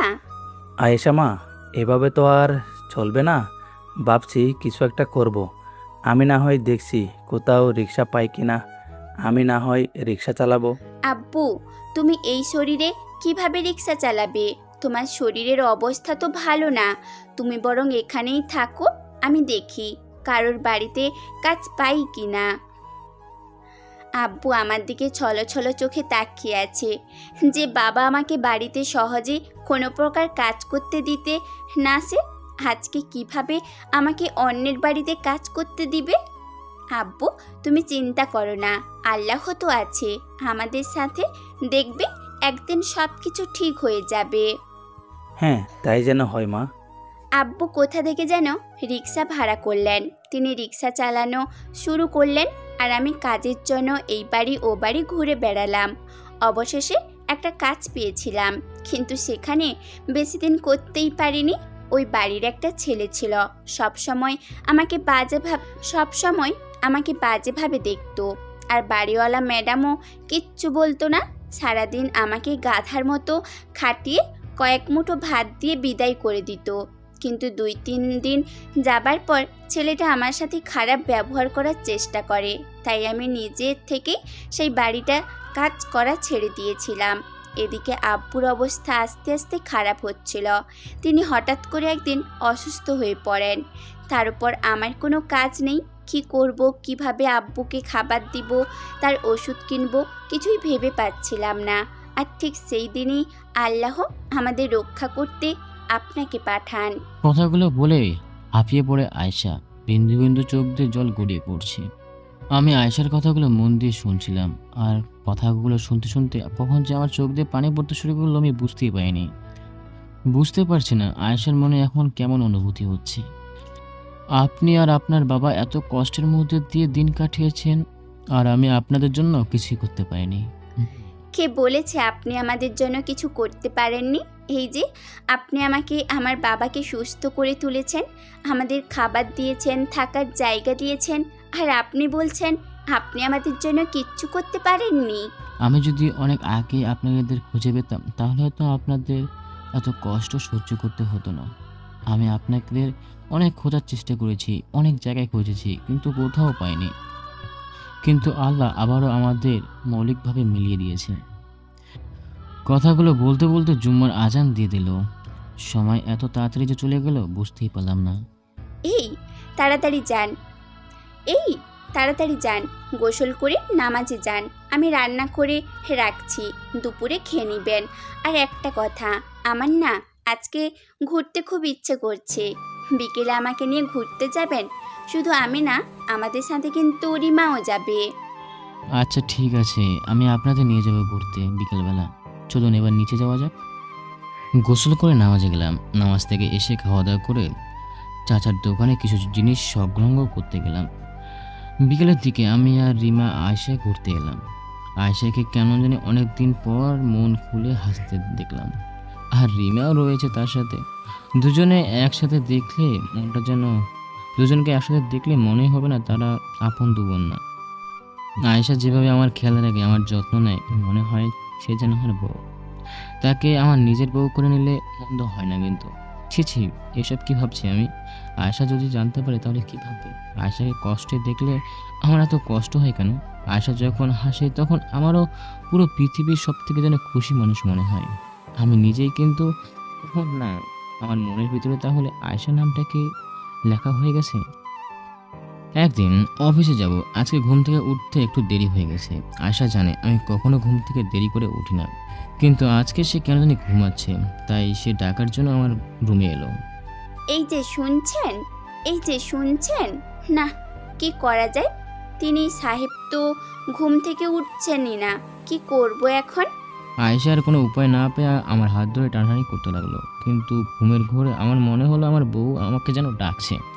তাই দুষ্টুমির ছলে ঘুমের ঘোরে তার হাতটা ধরে একটা টান দেয়, কিন্তু আয়েশা এদিকে আমার বুকের উপরে এসে পড়ে যায় হাত ধরে টান টান দেওয়ার কারণে। আয়েশার ঠোঁট আর আমার ঠোঁট মাত্র 1 আঙ্গুলের পার্থক্য, এত কাছে চলে এসেছি আমরা। ঠিক সেই সময় হঠাৎ করে আমার ঘুমটা ভেঙে যায়। আমি তাকিয়ে দেখে আয়েশা আমার বুকের উপর শুয়ে আছে, আর সে আমার দিকে অবাক হয়ে তাকিয়ে আছে। আমি চোখ খুলতেই সে একটু লজ্জা পেয়ে গেল, তাড়াহুড়া করে আমার রুম থেকে বের হয়ে গেল। আমি বসে বসে ভাবলাম, এটা কি হলো? আমি স্বপ্ন দেখছিলাম, স্বপ্নে আমার বউ আমাকে অফিসে যাওয়ার জন্য ডাকছিল, কিন্তু এটা সত্যি সত্যি যে কি আয়েশা আমাকে ডাকতে এসেছিল? আমি কনফিউজ হয়ে গেলাম। এখন আয়েশার সামনে যেতেও আমার কেমন জানি লজ্জা লজ্জা অনুভূতি হচ্ছে, আর মেয়েটা ভীষণ লজ্জা পেয়েছে। সেদিন আর অফিসে গেলাম না, বসকে জানিয়ে দিলাম আজকে আসতে পারবো না। তিনি বলেছেন ঠিক আছে, সমস্যা নেই। আজকে দুপুর পর্যন্ত আমি আর আয়েশা আর একে অপরের মুখোমুখি হইনি। আমি ভাবলাম মেয়েটা হয়তো সত্যি লজ্জা পেয়েছে, নাকি আমার উপর সে চরম কষ্ট পেয়েছে। যদি সে কষ্ট পেয়ে যায় তাহলে আমি এখনই গিয়ে তার কাছে ক্ষমা চেয়ে নেব। আমি আয়েশার ঘরে গেলাম, গিয়ে দেখি সে জানলার গ্রিল ধরে দাঁড়িয়ে আছে। আমি ডাক দিতে সে আমার দিকে ঘুরে তাকালো। কিছু বলবেন? আরে না না, ঠিক আছে, কষ্ট কেন পাবো? আসলে সব কিছু আচমকা হয়ে গিয়েছিল তো, তাই এমন করে চলে এসেছিলাম। আপনি যে আমাকে ডাকার জন্য আমার ঘরে গিয়েছিলেন আমি বুঝতেই পারিনি। আসলে আমি ঘুমের ঘরে স্বপ্নে দেখেছিলাম যে আমার বউ আমাকে ঘুম থেকে ডেকে তুলছে, কিন্তু আমি স্বপ্নে তার হাত ধরে টান দিতেই সে আমার বুকে পড়ে যায়, কিন্তু ঘুম থেকে উঠে দেখে আপনি আমার উপরে। আসলে আমি সরি, যদি কিছু মনে না করেন। লজ্জা লজ্জা ভাব নিয়ে এসব ভুলে ফেললাম। আমি যদি আপনার বউ হতাম তাহলে সেই সময় কি করতেন?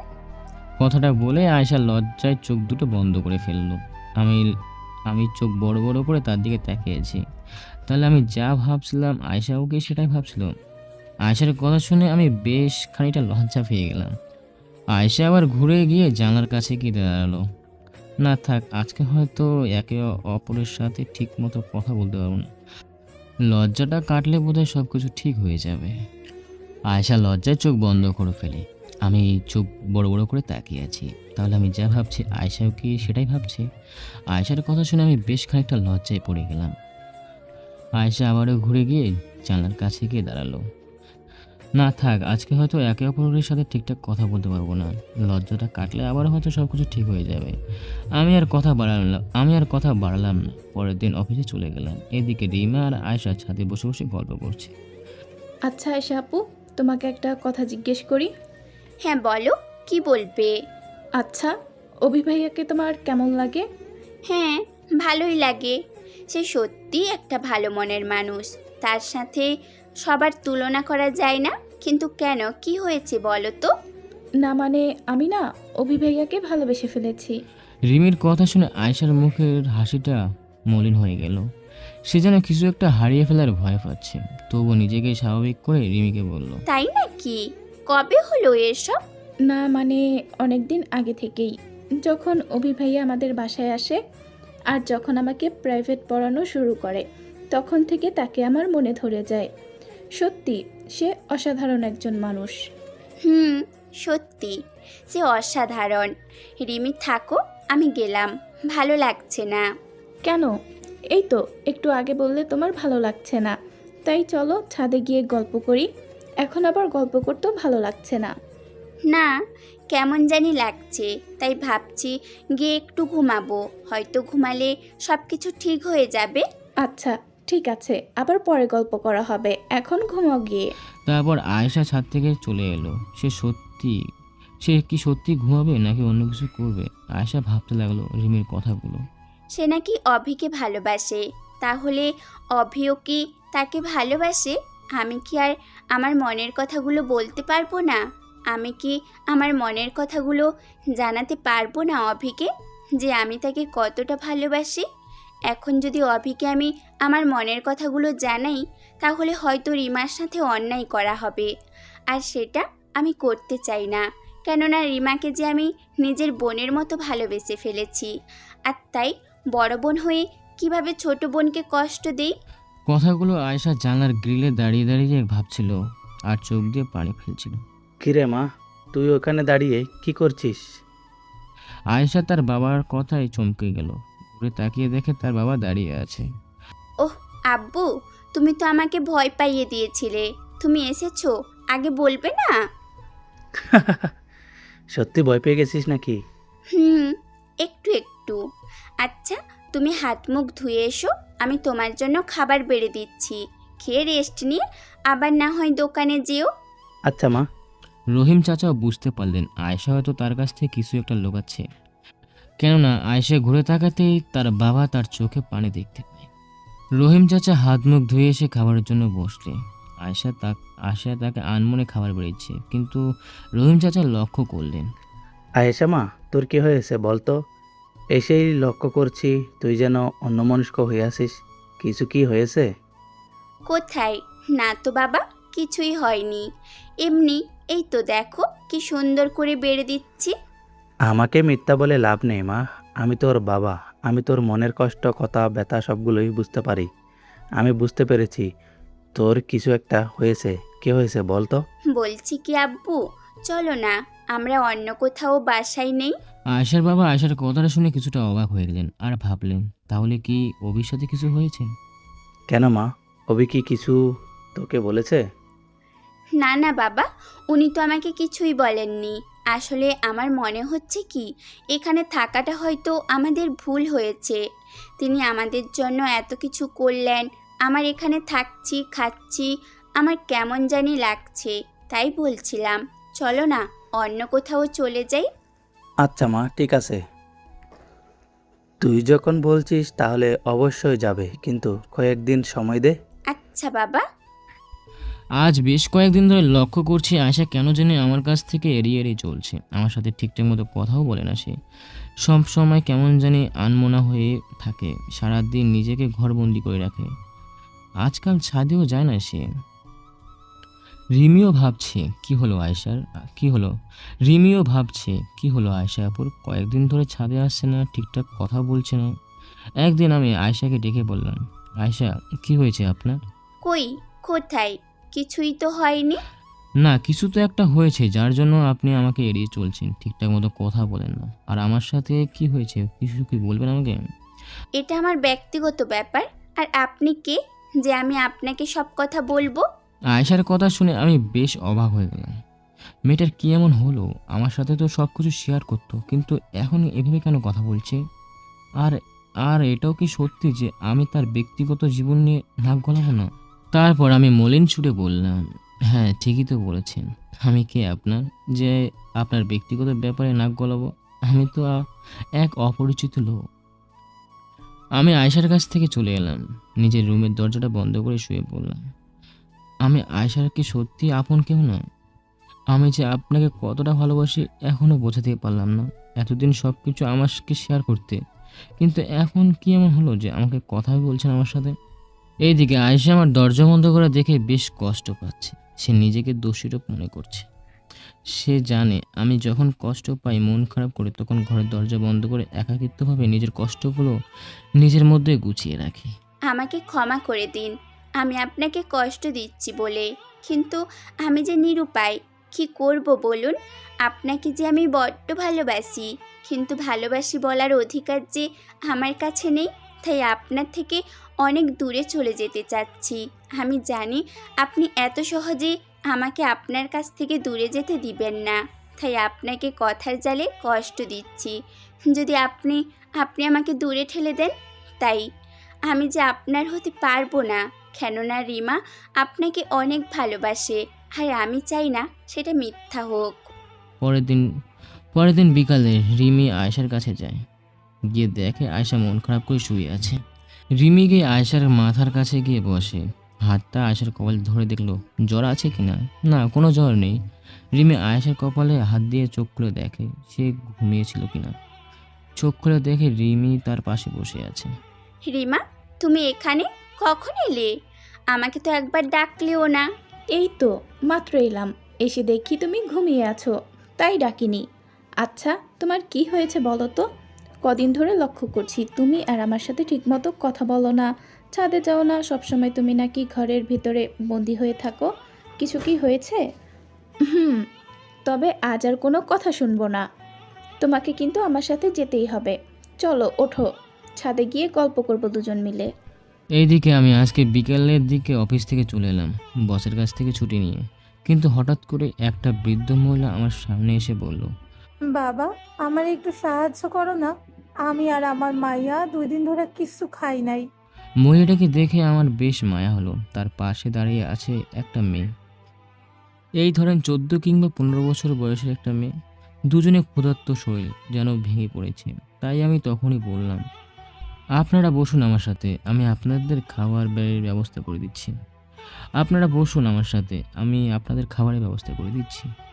আমার কথা শুনে দুজনে কেমন জানি ভয় পেতে শুরু করলো। হয়তোবা তারা ভাবছে আমি কোনো খারাপ লোক, তাদের ধরে নিয়ে গিয়ে কোনো একটা কাজ কিংবা মাদকের ধারে করব। না, আমি তোমার সাথে যাব না। তুমি আমাকে নিয়ে গিয়া মারবা। না, বিশ্বাস করেন আমি আপনাদের কোনো ক্ষতি করব না। আপনারা আমাকে নিজের ছেলে হিসাবে বিচার করতে পারেন। কোনো ছেলে কি তার মাকে মারধর করবে? তারপর কি ভেবেছে তারা যেন আমাকে বিশ্বাস করতে শুরু করলো। আমি তাদের পাশে একটা রেস্টুরেন্টে নিয়ে গেলাম। সেখানে গিয়ে তাদের জন্য খাবার অর্ডার দিলাম। তারপর তারা খেতে শুরু করলো। যখন আমার চোখে পড়ে বৃদ্ধা মহিলাটা একটি ব্যাগের দিকে।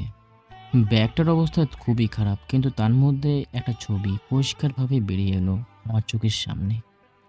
ছবিটা কেন জানি আমার বেশ চেনা চেনা লাগছে। আমার মনে হতে লাগলো এমন ছবি আমি কোথায় যেন দেখেছি, কিন্তু কোথায় দেখেছি সেটা ঠিক মনে করতে পারছি না। আমি বৃদ্ধা মহিলাটাকে জিজ্ঞাসা করলাম, আপনার এই ব্যাগের ছবিটি কার? ওহ, এইটা হইলো আমার বড় মাইয়ার ছবি। আপনার বড় মেয়ের ছবি? কিন্তু সে কোথায়? তারপর বৃদ্ধ মহিলাটা মন খারাপ করে বলল, আমি তারেও তার আব্বারে অনেক আগে হারাইয়া ফেলছি। এবার আমার সব কিছু যেন পরিষ্কার হতে শুরু করলো। তাহলে আমি যা ভাবছি তা কি ঠিক? আপনার বড় মেয়ের নাম কি আয়েশা? এবারে বৃদ্ধ মহিলাটা বেশ খানিকটা অবাক হয়ে যায় আর আমাকে বলে, তুমি কি কইরা জানলা আমার মাইয়ার নাম? এবারে আমি শতভাগ শিওর হয়ে গেলাম যে এটাই আয়েশার মা আর বোন। সেই প্রথম থেকে আমার কেন জানি মনের মধ্যে খটকা লাগছিল। কেন জানি মেয়েটার সাথে আয়েশার বোনের সাথে কিছুটা চেহারার মিল পাচ্ছিলাম। আজ যে কত খুশি লাগছে তা আপনাদের বলে বোঝাতে পারবো না। জানি না আয়েশা ও তার বাবা আজকে কতটা খুশি হবে। আমার মনের আনন্দের বন্যা বয়ে যাচ্ছে। খুশিতে লাফাতে ইচ্ছে করছে, কিন্তু না, এটা পাবলিক প্লেস, এখানে সব কিছু করা যাবে না। আপনি কি চান আপনার বড় মেয়ে ও তার বাবার সাথে দেখা করতে? আমার কথা শুনে বয়স্ক মহিলাটি ভীষণ অবাক হয়ে যায়। তিনি ভাবতে থাকেন, আমি কে, কি করি, আর তাদের বা কীভাবে চিনি? আচ্ছা, তুমি কে বাবা? আমার স্বামী ও আমার বড় মাইয়ারে তুমি কিভাবে চেনো? সেই সব অনেক বড় একটা গল্প, সেটা না হয় আপনাদের অন্য একদিন বলবো। চলুন আমার সাথে। আমাদের কোথায় নিয়ে যাবা বাবা? আসুন আমার সাথে, দেখতে পাবেন কোথায় নিয়ে যাচ্ছি। তারপর বয়স্ক মহিলাটা আর তার মেয়েকে আমার সাথে আমার বাসায় নিয়ে এলাম। আমার সাথে আয়েশা তার মাকে দেখে ভীষণ অবাক হয়ে যায়। সে কখনো ভাবতে পারেনি যে তার মা আবারও ফিরে আসতে পারবে। সে ঠিকই চিনে ফেলেছে তার মাকে। দৌড়ে এসে তার মাকে জোরে ধরে কান্না করতে থাকে। আয়েশার মাও পুরোপুরি বুঝতে পারে এটাই তার হারিয়ে যাওয়া মেয়ে আয়েশা। তিনিও আয়েশাকে জোরে ধরে কেঁদে ফেলেন। মা, ও ও মা, কোথায় ছিলে তুমি এতদিন? কেন তুমি আমাদের ফেলে হারিয়ে গিয়েছিলে? সবাই মিলে কত খোঁজাখুঁজি করেছি তোমায়, কোথাও পাইনি। জানো আমি কত কেঁদেছি তোমার জন্য। আমি সব সময় আমার সৃষ্টিকর্তার কাছে প্রার্থনা করেছি খুব দ্রুত যেন আমার মাকে ফিরিয়ে দেয়। দেখো আজকে তোমাকে ফিরে পেয়েছি। তুই তুই আমার মেয়ে, তুই আমার আয়শা, কত বড় হয়ে গেছিস তুই, তোকে চিনতেই পারছি না আমি। কথাগুলো বলে আয়েশার মা কেঁদে দিল। আয়েশাও তার মাকে জড়িয়ে ধরে কেঁদে দিল। মা মেয়ের অসাধারণ মুহূর্তটা। আয়েশা তো আমাকে ছেড়ে দিয়ে মেয়েটিকে লক্ষ্য করে এবং তার সামনে গিয়ে বলে, তুই তুই আমার মেয়ে, তুই আমার আয়শা, কত বড় হয়ে গেছিস তুই, তোকে চিনতেই পারছি না। মা, এটা কে? এটা হলো তোর ছোট বোন। তুই আমার বোন? কোথায় ছিলে এতদিন? একবারও কি এই বোনের কথা মনে পড়েনি তোর? মা, আমার বোনের নাম কি রেখেছো? লামিয়া। বাহ, বেশ সুন্দর নাম। কারা এসেছে রে মা? সেই সময় আয়েশার বাবা দোকান থেকে বাসায় ফিরে এসে আর বলে। তারপর আয়েশার মায়ের দিকে যেন চোখটা দিতে তিনি যেন অবাক হয়ে যান। এত বছর পর খোঁজাখুঁজির পরও যাকে খুঁজে মেলেনি, কিন্তু আজকে সে তার সামনে, তার চোখের সামনে। তিনি যেন নিজেকে বিশ্বাসই করতে পারছেন না। আচ্ছা, এটা স্বপ্ন নয় তো? তারপর আয়েশাকে তার বাবার হাত ধরে তার মায়ের কাছে নিয়ে আসে। আয়েশার আব্বু বুঝতে পারে এটা কোনো স্বপ্ন নয়। দুজন দুজনের দিকে ভালোবাসার আবেগ মাখা দৃষ্টিতে একদিকে তাকিয়ে আছে। আমি তখন আয়েশা ও লামিয়াকে বললাম, তোমরা চলে এসো, তাদের দুজনকে একটু একা থাকতে দাও। তারপর আমি আর লামিয়া চলে এলাম সেখান থেকে। ঘরে এসে লামিয়া এক দৃষ্টিতে তার বোনের দিকে তাকিয়ে আছে। তখনই আয়েশা বলে ওঠে, কি রে, কি দেখছিস এমন করে? তোমাকে। আমাকে? আমাকে এত দেখার কি আছে শুনি? হুম, তুমি সত্যিই আমার আপু হও? হ্যাঁ রে পাগলি, আমি সত্যিই তোর আপু। তারপর লামিয়া তার বোনকে জড়িয়ে ধরে কেঁদে ফেলে, আর আয়েশা তার বোনকে একটু আদর করতে থাকে। জানো আপু, আমার না খুব কষ্ট হতো যখন মা বলতো তোর বড় বোন আছে কিন্তু হারিয়ে গেছে। তখন আমার কতটা কষ্ট হতো তা বলে বোঝাতে পারবো না। সবার দেখি বড় ভাই বোন আছে, কিন্তু আমার কেউ নেই। সবার বড় বোন ভাই তাদের কত আদর করে, আর আমার কেউ নেই যে আদর করবে। আমার শুধু মা ছিল। এক দাদির কাছে বড় হয়েছিলাম আমি, কিন্তু তিনিও মারা যান। তারপরে আমরা সবাই একা হয়ে যাই। আজ আমার বাবাকে আর আমার বড় বোনকে খুঁজে পেয়েছি, আর কখনো হারাতে দেব না। হ্যাঁ রে বোন, আমিও তোদের কখনো হারাতে দেব না। অনেক খোঁজাখুঁজি করেছিলাম, আব্বু কিন্তু তোদের কখনো খুঁজে পায়নি। এত বছর পর তোদের খুঁজে পেয়েছি, আর কখনো তোকে আর মাকে হারাতেই দেব না। আমি ভাবলাম এত বছর পর তারা তাদের প্রিয়জন মানুষদের কাছে পেয়েছে, তাদের না একটু একা থাকতে দেওয়া যাক। তাই আমি ছাদে চলে এলাম। ছাদে এক কোণে দাঁড়িয়ে সেই পুরনো দিনের কথাগুলো ভাবছি, আর আমার বাড়ির কথাগুলো ভাবছি। কত আনন্দ ভালোবাসার দিন কাটছিল আমার। বাবা মা ভাইয়া কখনো আমাকে কষ্ট পেতে দিত না। পরিবারের ছোট বোধহয় সবসময় আমাকে মাথা তুলে রাখতো, কিন্তু আমি কখনো তাদের ভালোবাসার মর্যাদা লঙ্ঘন করিনি। আমি সবসময় চেয়েছিলাম তারা যদি আমাকে এত ভালোবাসে, বিশ্বাস করে, তাহলে আমি কেন সেই বিশ্বাসটা ভঙ্গ করতে যাব? আমি অবশ্যই তাদের বিশ্বাসের মর্যাদা রাখবো। কিন্তু ভাইয়ার বিয়ের পর থেকে বাড়িতে জানি কেমন হয়ে যায় ভাবি আসার পর থেকে। তখন আস্তে আস্তে আমার প্রতি তাদের কেমন জানি ভালোবাসা কমে যায়। সাথে তো তানিয়াও ছিল। তানিয়া নাকি আমাকে খুব ভালোবাসতো, কিন্তু আমি কখনো মেনে নিইনি। তাকে। কারণ কারণ তার আসল পরিচয় সম্পর্কে আমি বেশ ভালো করে জানতাম সে কেমন মেয়ে। সারাক্ষণ বাবা মা ভাইয়ার কাছে কোনো না কোনোভাবে আমার নামে লানিশ দিয়ে যেত। কিন্তু প্রথম প্রথম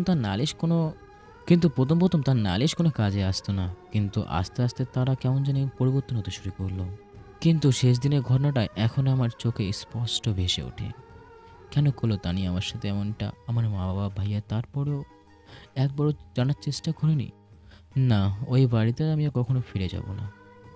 জানি না কখনো তারা আমাকে ক্ষমা করতে পারবেন কিনা। তারপর পাশে ঘুরে তাকিয়ে দেখে আয়শা আমার দিকে ছলছল দৃষ্টিতে তাকিয়ে আছে। তার চোখ দুটো ভিজে আসছে। কিন্তু বুঝে উঠতে আগেই আয়শা দৌড়ে এসে আমাকে শক্ত করে জড়িয়ে ধরল। আপনি আপনি এত ভালো কেন বলুন তো? আজকে আপনি আমার জীবনের সব কিছু ফিরিয়ে দিয়েছেন। তার জন্য কোটি কোটি ধন্যবাদ দিলেও হয়তো কম হয়ে যাবে। জানেন আজকে আমি কতটা খুশি তা বলে বোঝাতে পারবো না। সব কিছু পেয়েছি শুধু আপনার জন্য। আমি তো সবসময় চেয়েছি আপনি খুশি থাকুন। আপনাকে মন মরা হয়ে থাকলে আমার কেমন জানি লাগে, বুঝতে পারছি এই কয়েকদিনে। যাই হোক, আপনার মাকে আর বোনকে খুঁজে পেয়েছি, এটাতে আমি অনেক খুশি, যা আমি বলে বোঝাতে পারবো না। তাই নাকি? আপনিও খুশি? তা খুশির কারণটা কি জানতে পারি? কারণ আপনি খুশি বলে। আমার কথাগুলো শুনে আয়শা বেশ লজ্জা পায়। তারপর সে ছাদ থেকে নেমে আসে। বেশ কিছুদিন পর আয়শা আমি লামিয়া কিছু কেনাকাটি করার জন্য শপিং মলে এলাম। কিন্তু এইখানে এসে কেমন জানি আমার অস্থিরতা বোধ হচ্ছিল। বুকের ভেতর কেমন জানি করতেছিল। কিন্তু ঠিক সময়ে যেন বলে আমার মন বলছে আমি তানিয়াকে দেখলাম। না, আমি তানিয়াকে এখানে দেখবো কীভাবে? তবুও মন বলছে আমি তানিয়াকে দেখলাম। সেদিনের মতো কেনাকাটি করে চলে আসলাম। তারপরে ভালো লাগছিল না, তাই শুয়েছিলাম। কেমন জানি মন বলছিল তানিয়া যদি এখানে আসে তাহলে ফুপি, বাবা মা ওরাও কি ঢাকাতে আসছে নাকি? কিছুক্ষণ পর দেখলাম কে জানি আমার রুমে প্রবেশ করছে। চোখ খুলে দেখি আয়শা আমার পাশে এসে বসলো আর আমার মাথায় হাত বুলিয়ে দিতে থাকলো। আচ্ছা, আপনি মার্কেট থেকে তাড়াহুড়ো করে চলে আসলেন কেন? না, এমনি ভালো লাগছিল না। আপনাকে তখন কেমন জানি ছটপট করতে দেখেছিলাম। কিছু হয়েছে কি? আয়শা জানো, আজকে না শপিং মলে মনে হচ্ছিল আমি তানিয়াকে দেখলাম। কি বলছেন? তানিয়া? কিন্তু সে এখানে কিভাবে আসলো? কে জানি, বলতে পারলাম না। বিকেলের দিকে একটু বাইরে বের হলাম। রিমা বলল তার নাকি কিছু কথা আছে, তাই এখন ছাদে না যেতে। একেবারে যেন আমি রাত্রেবেলা ছাদের দিকে যাই। ঠিক আছে, আমিও তার কথাটা মনে রাখলাম। ছাদে গিয়ে দেখি ছাদটা বেশ সুন্দর করে সাজানো। আজকে কি কোনো স্পেশাল ডে নাকি বুঝতে পারছি না। ছাদে কেউ নেই, শুধুমাত্র রিমা ছাড়া। তারপর আমাকে ছাদের এক কোণে পাশে নিয়ে গেল আর হাতে ফুল দিয়ে বলল, জানো অভি, আমি তোমাকে অনেক দিন ধরে ভালোবাসি, কিন্তু কখনো মনের কথাটা মুখ ফুটে বলতে পারিনি। সেই প্রথম দিন থেকেই তোমাকে আমার ভালো লেগে যায়, কিন্তু আস্তে আস্তে সেই ভালো লাগাটা কবে যেন ভালোবাসায় পরিণত হয়ে যায় আমিও বুঝতে পারিনি। সব সময় ইচ্ছে করে তোমাকে নিয়ে ভাবতে, তোমাকে ছাড়া যেন আমার কিছুই ভাবতে ইচ্ছে করে না। সব সময় তোমার ভালোবাসায় নিজেকে রাঙাতে চাই। দেবে কি আমাকে সেই অনুমতিটা? বানাবে কি তোমার বাবুর আম্মু? ভালোবাসি, অনেক ভালোবাসি তোমায়। আমি রিমার প্রপোজ করাতে বেশ অবাক হয়ে গেলাম। তাহলে কি এটাই ছিল রিমার পিটে? যাক, কথাগুলো বেশ ভালো লাগলো। তাই তার থেকে ফুলটা নিয়ে গ্রহণ করলাম আর রিমাও আমাকে অবাক হয়ে জড়িয়ে ধরল। এইদিকে আয়শা সব কিছু দেখছিল। আমি যখনই রিমার হাত ধরে ফুলটা নিচ্ছিলাম, রিমা আমাকে জোরে ধরছিল। তা থেকে আয়শা নিজেকে ঠিক রাখতে পারছিল না। দৌড়ে গিয়ে নিজের রুমে গিয়ে মুখে বালিশ গুজে কাঁদতে লাগলো। আজ অভিকে নিয়ে তিলে তিলে গোড়ার স্বপ্নটা তুলছিল, যেটা এক নিমিষে ভেঙে গেল। তা আয়শা বুঝতেও পারেনি। রাতে খাবারের জন্য সবাই মিলে আয়শাকে অনেক ডাকাডাকি করছিল, কিন্তু সে বলছিল তার নাকি আজকে খেতে ইচ্ছে করছে না। আয়শা ভাবছে এই বুঝি অভি গিয়ে তাকে খাবারের জন্য ডাকবে, কিন্তু আজকে আর ডাকা হয়নি, যার জন্য আয়শার কষ্টটা আরও বাড়তে লাগলো। কিন্তু এদিকে রিমার কাজটা করায় আমাকে ভিন্নভাবে ভাবিয়ে তুলছে। আমার মাথায় রিমার কথাগুলো ঘুরপাক খাচ্ছে। আমিও রাত্রি তার খেতে গেলাম না, ভালো লাগছিল না। তাই সবাই ভেবে নিয়েছে হয়তো আয়শার সাথে আমার কিছু হয়েছে, যার জন্য দুজনেরই মন খারাপ। এদিকে আয়শা কি হয়েছে আমিও কিছু জানি না। পরের দিন বিকালে আয়শার ফোনে একটি ফোন আসে। ফোনের ওপাশ থেকে বলে ওঠে, আয়েশা শুনে চিৎকার দিয়ে ওঠে। তারপর আয়েশার বাবা মা ছুটে আসে এবং জিজ্ঞাসা করে কি হয়েছে। কি রে আয়েশা, কি হয়েছে? এভাবে চিৎকার দিলি কেন? আর কাঁদছিসই বা কেন? মা, তাড়াতাড়ি হসপিটালে যেতে হবে, হাতে একদম সময় নেই। হাতে একদমই সময় নেই মা। আর হসপিটালে কিসের জন্য যেতে হবে? মা, অভি অ্যাক্সিডেন্ট করেছে। কি বলছিস কি এসব তুই? আর তোকে কে বা বললো? আচ্ছা, জানি না মা, শুধু একজন ফোন দিয়ে বলল যে তার নাকি অ্যাক্সিডেন্ট হয়েছে, আর আমার কল লিস্ট সবার আগে ছিল বলে আমার নাম্বারেই ফোন দিয়েছে। তারপর আয়েশা ও তার বাবা মা বোন দেরি না করে তারা হসপিটালের উদ্দেশ্যে রওনা দেয়। হ্যাঁ বলুন, কি হয়েছে ওনার? উনি একদম ঠিক আছেন তো? পরের দিন ভোরের দিকে আমার জ্ঞান ফিরে আসে। আমি তাকিয়ে দেখি আয়েশা আমার পাশে শুয়ে আছে। গালের উপর দিয়ে বয়ে যাওয়া চোখের পানিগুলো শুকিয়ে গেছে, মনে হচ্ছে খুব কান্না করেছে। পাগলিটা ঘুমাচ্ছে, আমি এক দৃষ্টিতে তাকিয়ে আছি। হঠাৎ করে মাথাটা একটু যন্ত্রণা করতে শুরু করলো, আর আমি শব্দ করতে আয়েশার ঘুমটা ভেঙে যায়। ঘুম থেকে উঠে দেখে আমার মাথা ধরে আছে। সে বুঝতে পারে হয়তো আমার কোনো সমস্যা হচ্ছে, তাই জলদি ডাক্তারকে নিয়ে আসে। তারপর ডাক্তার আমাকে চেক আপ করে দিল। তারপরে আমাকে হসপিটাল থেকে বাড়িতে নেওয়া হলো। আয়শা সবসময় আমার পাশেই থাকতো, সবসময় আমার সেবা করতো। আস্তে আস্তে বেশ কয়েকদিন লেগে গেল আমি সুস্থ হয়ে উঠি, আবারও অফিস যাওয়া শুরু করছি। এদিকে আমি ভাবতে লাগলাম, না আর দেরি করবো না, আয়শাকে আমার মনের কথা খুলে বলবো। এইদিকে রিমা আয়শাকে ডেকে ছাদে নিয়ে আসে। রিমা, তুমি কেন আমাকে ছাদে নিয়ে আসলে বলো তো? নিচে অনেক কাজ পড়ে আছে। ওসব কাজ টাজ পরে হবে। তুমি আমাকে কিছু প্রশ্নের উত্তর দিবে? কোন প্রশ্নের উত্তর? তাহলে শোনো, আর সব কিছুর সঠিক উত্তর দিবে। তুমি কি অভিকে ভালোবাসো? রিমা প্রশ্নে আয়শা খানিকটা অবাক হয়ে যায়। রিমা হঠাৎ করে প্রশ্ন করেছে। রিমা, কি বলছো এসব তুমি? হ্যাঁ, আমি ঠিক বলছি। যেদিন আমি অভিকে প্রপোজ করেছিলাম তখন আমি দেখেছিলাম তুমি সিঁড়ি থেকে নিচে নেমে গেলে। হয়তো তুমি আমাদের দেখেছিলে। তারপর থেকে তোমার মন খারাপ ছিল, আর তা কী কারণে তা আমি ভালোভাবেই বুঝতে পেরেছিলাম। আর আমার সব কিছু ক্লিয়ার হয় যখন তুমি অভিকে জড়িয়ে ধরেছিলে। কি বলছো এসব তুমি? আর ওনাকে কেন আমি ভালোবাসতে যাব? উনি তো আপনাকে ভালোবাসে। সেদিন আমাদের মাঝে কি হয়েছিল সব কিছু কি তুমি শুনেছিলে? না, আমি তার আগেই চলে এসেছিলাম। তাহলে তুমি কিভাবে বুঝলে অভি আমাকে ভালোবাসে? তোমাকে সব কিছু খুলে বলি। সেদিন আমি যখন অভিকে জড়িয়ে ধরেছিলাম তখন তা দেখে তুমি চলে এসেছিলে। হয়তো তুমি ভেবেছিলে যে অভি আমাকে ভালোবাসে, কিন্তু তা ভুল ছিল। আমি অভিকে জড়িয়ে ধরলে সে আমাকে তার কাছ থেকে দূরে সরিয়ে দেয়। সে বলেছিল সে নাকি আমাকে ভালোবাসতে পারবে না, কারণ সে তোমাকে ভালোবাসে। সেই প্রথম দিনের ঘটনাগুলো আমাকে বিস্তারিত সব কিছু বলে। যখন তুমি ও তোমার বাবা মিলে অভিকে বাঁচিয়েছিলে তখন থেকে অভির নাকি তোমাকে ভালো লেগে যায়। তারপর আস্তে আস্তে ভালো লাগা কখন ভালোবাসায় পরিণত হয় সে নিজেও জানে না। সে আমাকে বলেছে সে শুধু তোমাকেই ভালোবাসে আর অন্য কাউকে নয়। আর তুমি এসব সত্যি না জেনে তার ওপর অভিমান করে আছো। তুমি সত্যি বলছো রিমা? উনি আমাকে ভালোবাসে? হ্যাঁ, আমি সত্যি বলছি। আর যে বোনটা আমার ভালোবাসার জন্য নিজে থেকে দূরে সরে যায়, তার প্রিয় মানুষটিকে আমি কিভাবে তার থেকে ছিনিয়ে নেব বলো তো? আমি পারবো না এই কাজটা করতে। যদি করতাম তাহলে হয়তো আমার এই বোনটির চোখে সারা জীবনের জন্য অপরাধী হয়ে থাকতে হতো আমায়। তারপরে আয়েশা রিমাকে জড়িয়ে ধরে বলে, এত ভাবো আমায় নিয়ে? তুমি যদি আমাকে নিয়ে এত ভাবতে পারো তাহলে আমি কেন পারবো না? আর খুব শীঘ্রই তোমার মনের কথাটা ওকে বলে দাও। হ্যাঁ, ঠিকই বলেছো তুমি রিমা। যত তাড়াতাড়ি সম্ভব আমি আমার মনের কথাটা অভিকে জানিয়ে দিব। এদিকে আমি অফিস থেকে যাওয়ার সময় কিছু ফুল নিয়ে নিলাম। মনে করলাম আয়েশাকে আজকে আমার মনের কথা বলবো আর সারপ্রাইজ দেবো। কিন্তু কে জানে বাসায় গিয়ে আমি সারপ্রাইজ হয়ে যাব। অফিস থেকে বাড়ি ফেরার সময় আয়েশা আমাকে ছাদে নিয়ে গেল আর বলল সে নাকি আমাকে একটা কথা বলবে। আমিও তাকে বললাম আমি আমার আগে মনের কথাটা বলতে চাই। ছাদে গিয়ে দেখি ছাদটা সুন্দর করে সাজিয়েছে। আমি বললাম, তুমি কি বলতে চাও বলো, তারপর না হয় আমি বলবো। না, তুমি আগে বলো, তারপর আমি বলছি। তারপর আমি আমার আনা ফুলগুলো দিয়ে সামনে ধরে বললাম, তুমি বিষয়টা কিভাবে নেবে জানি না, তবে তোমাকে এই কথাটা বলতে ইচ্ছে হচ্ছে। যেদিন তুমি প্রথম আমায় তোমার বাবা মিলে আমাকে বাঁচিয়েছিলে, তারপর থেকে তোমাকে বেশ ভালো লাগতো। তারপর তুমি যখন আমাকে যত্ন করতে, আবার আমাকে সারিয়ে তুললে, তারপর থেকে বুঝতে পারি যে এটা ভালো লাগা না, কখন যে ভালোবাসা পরিবর্তন হয়ে গেছে বুঝতেই পারিনি। তোমার কথা বলা, তোমার চলাফেরা সব কিছুই আমাকে মুগ্ধ করে ফেলেছে।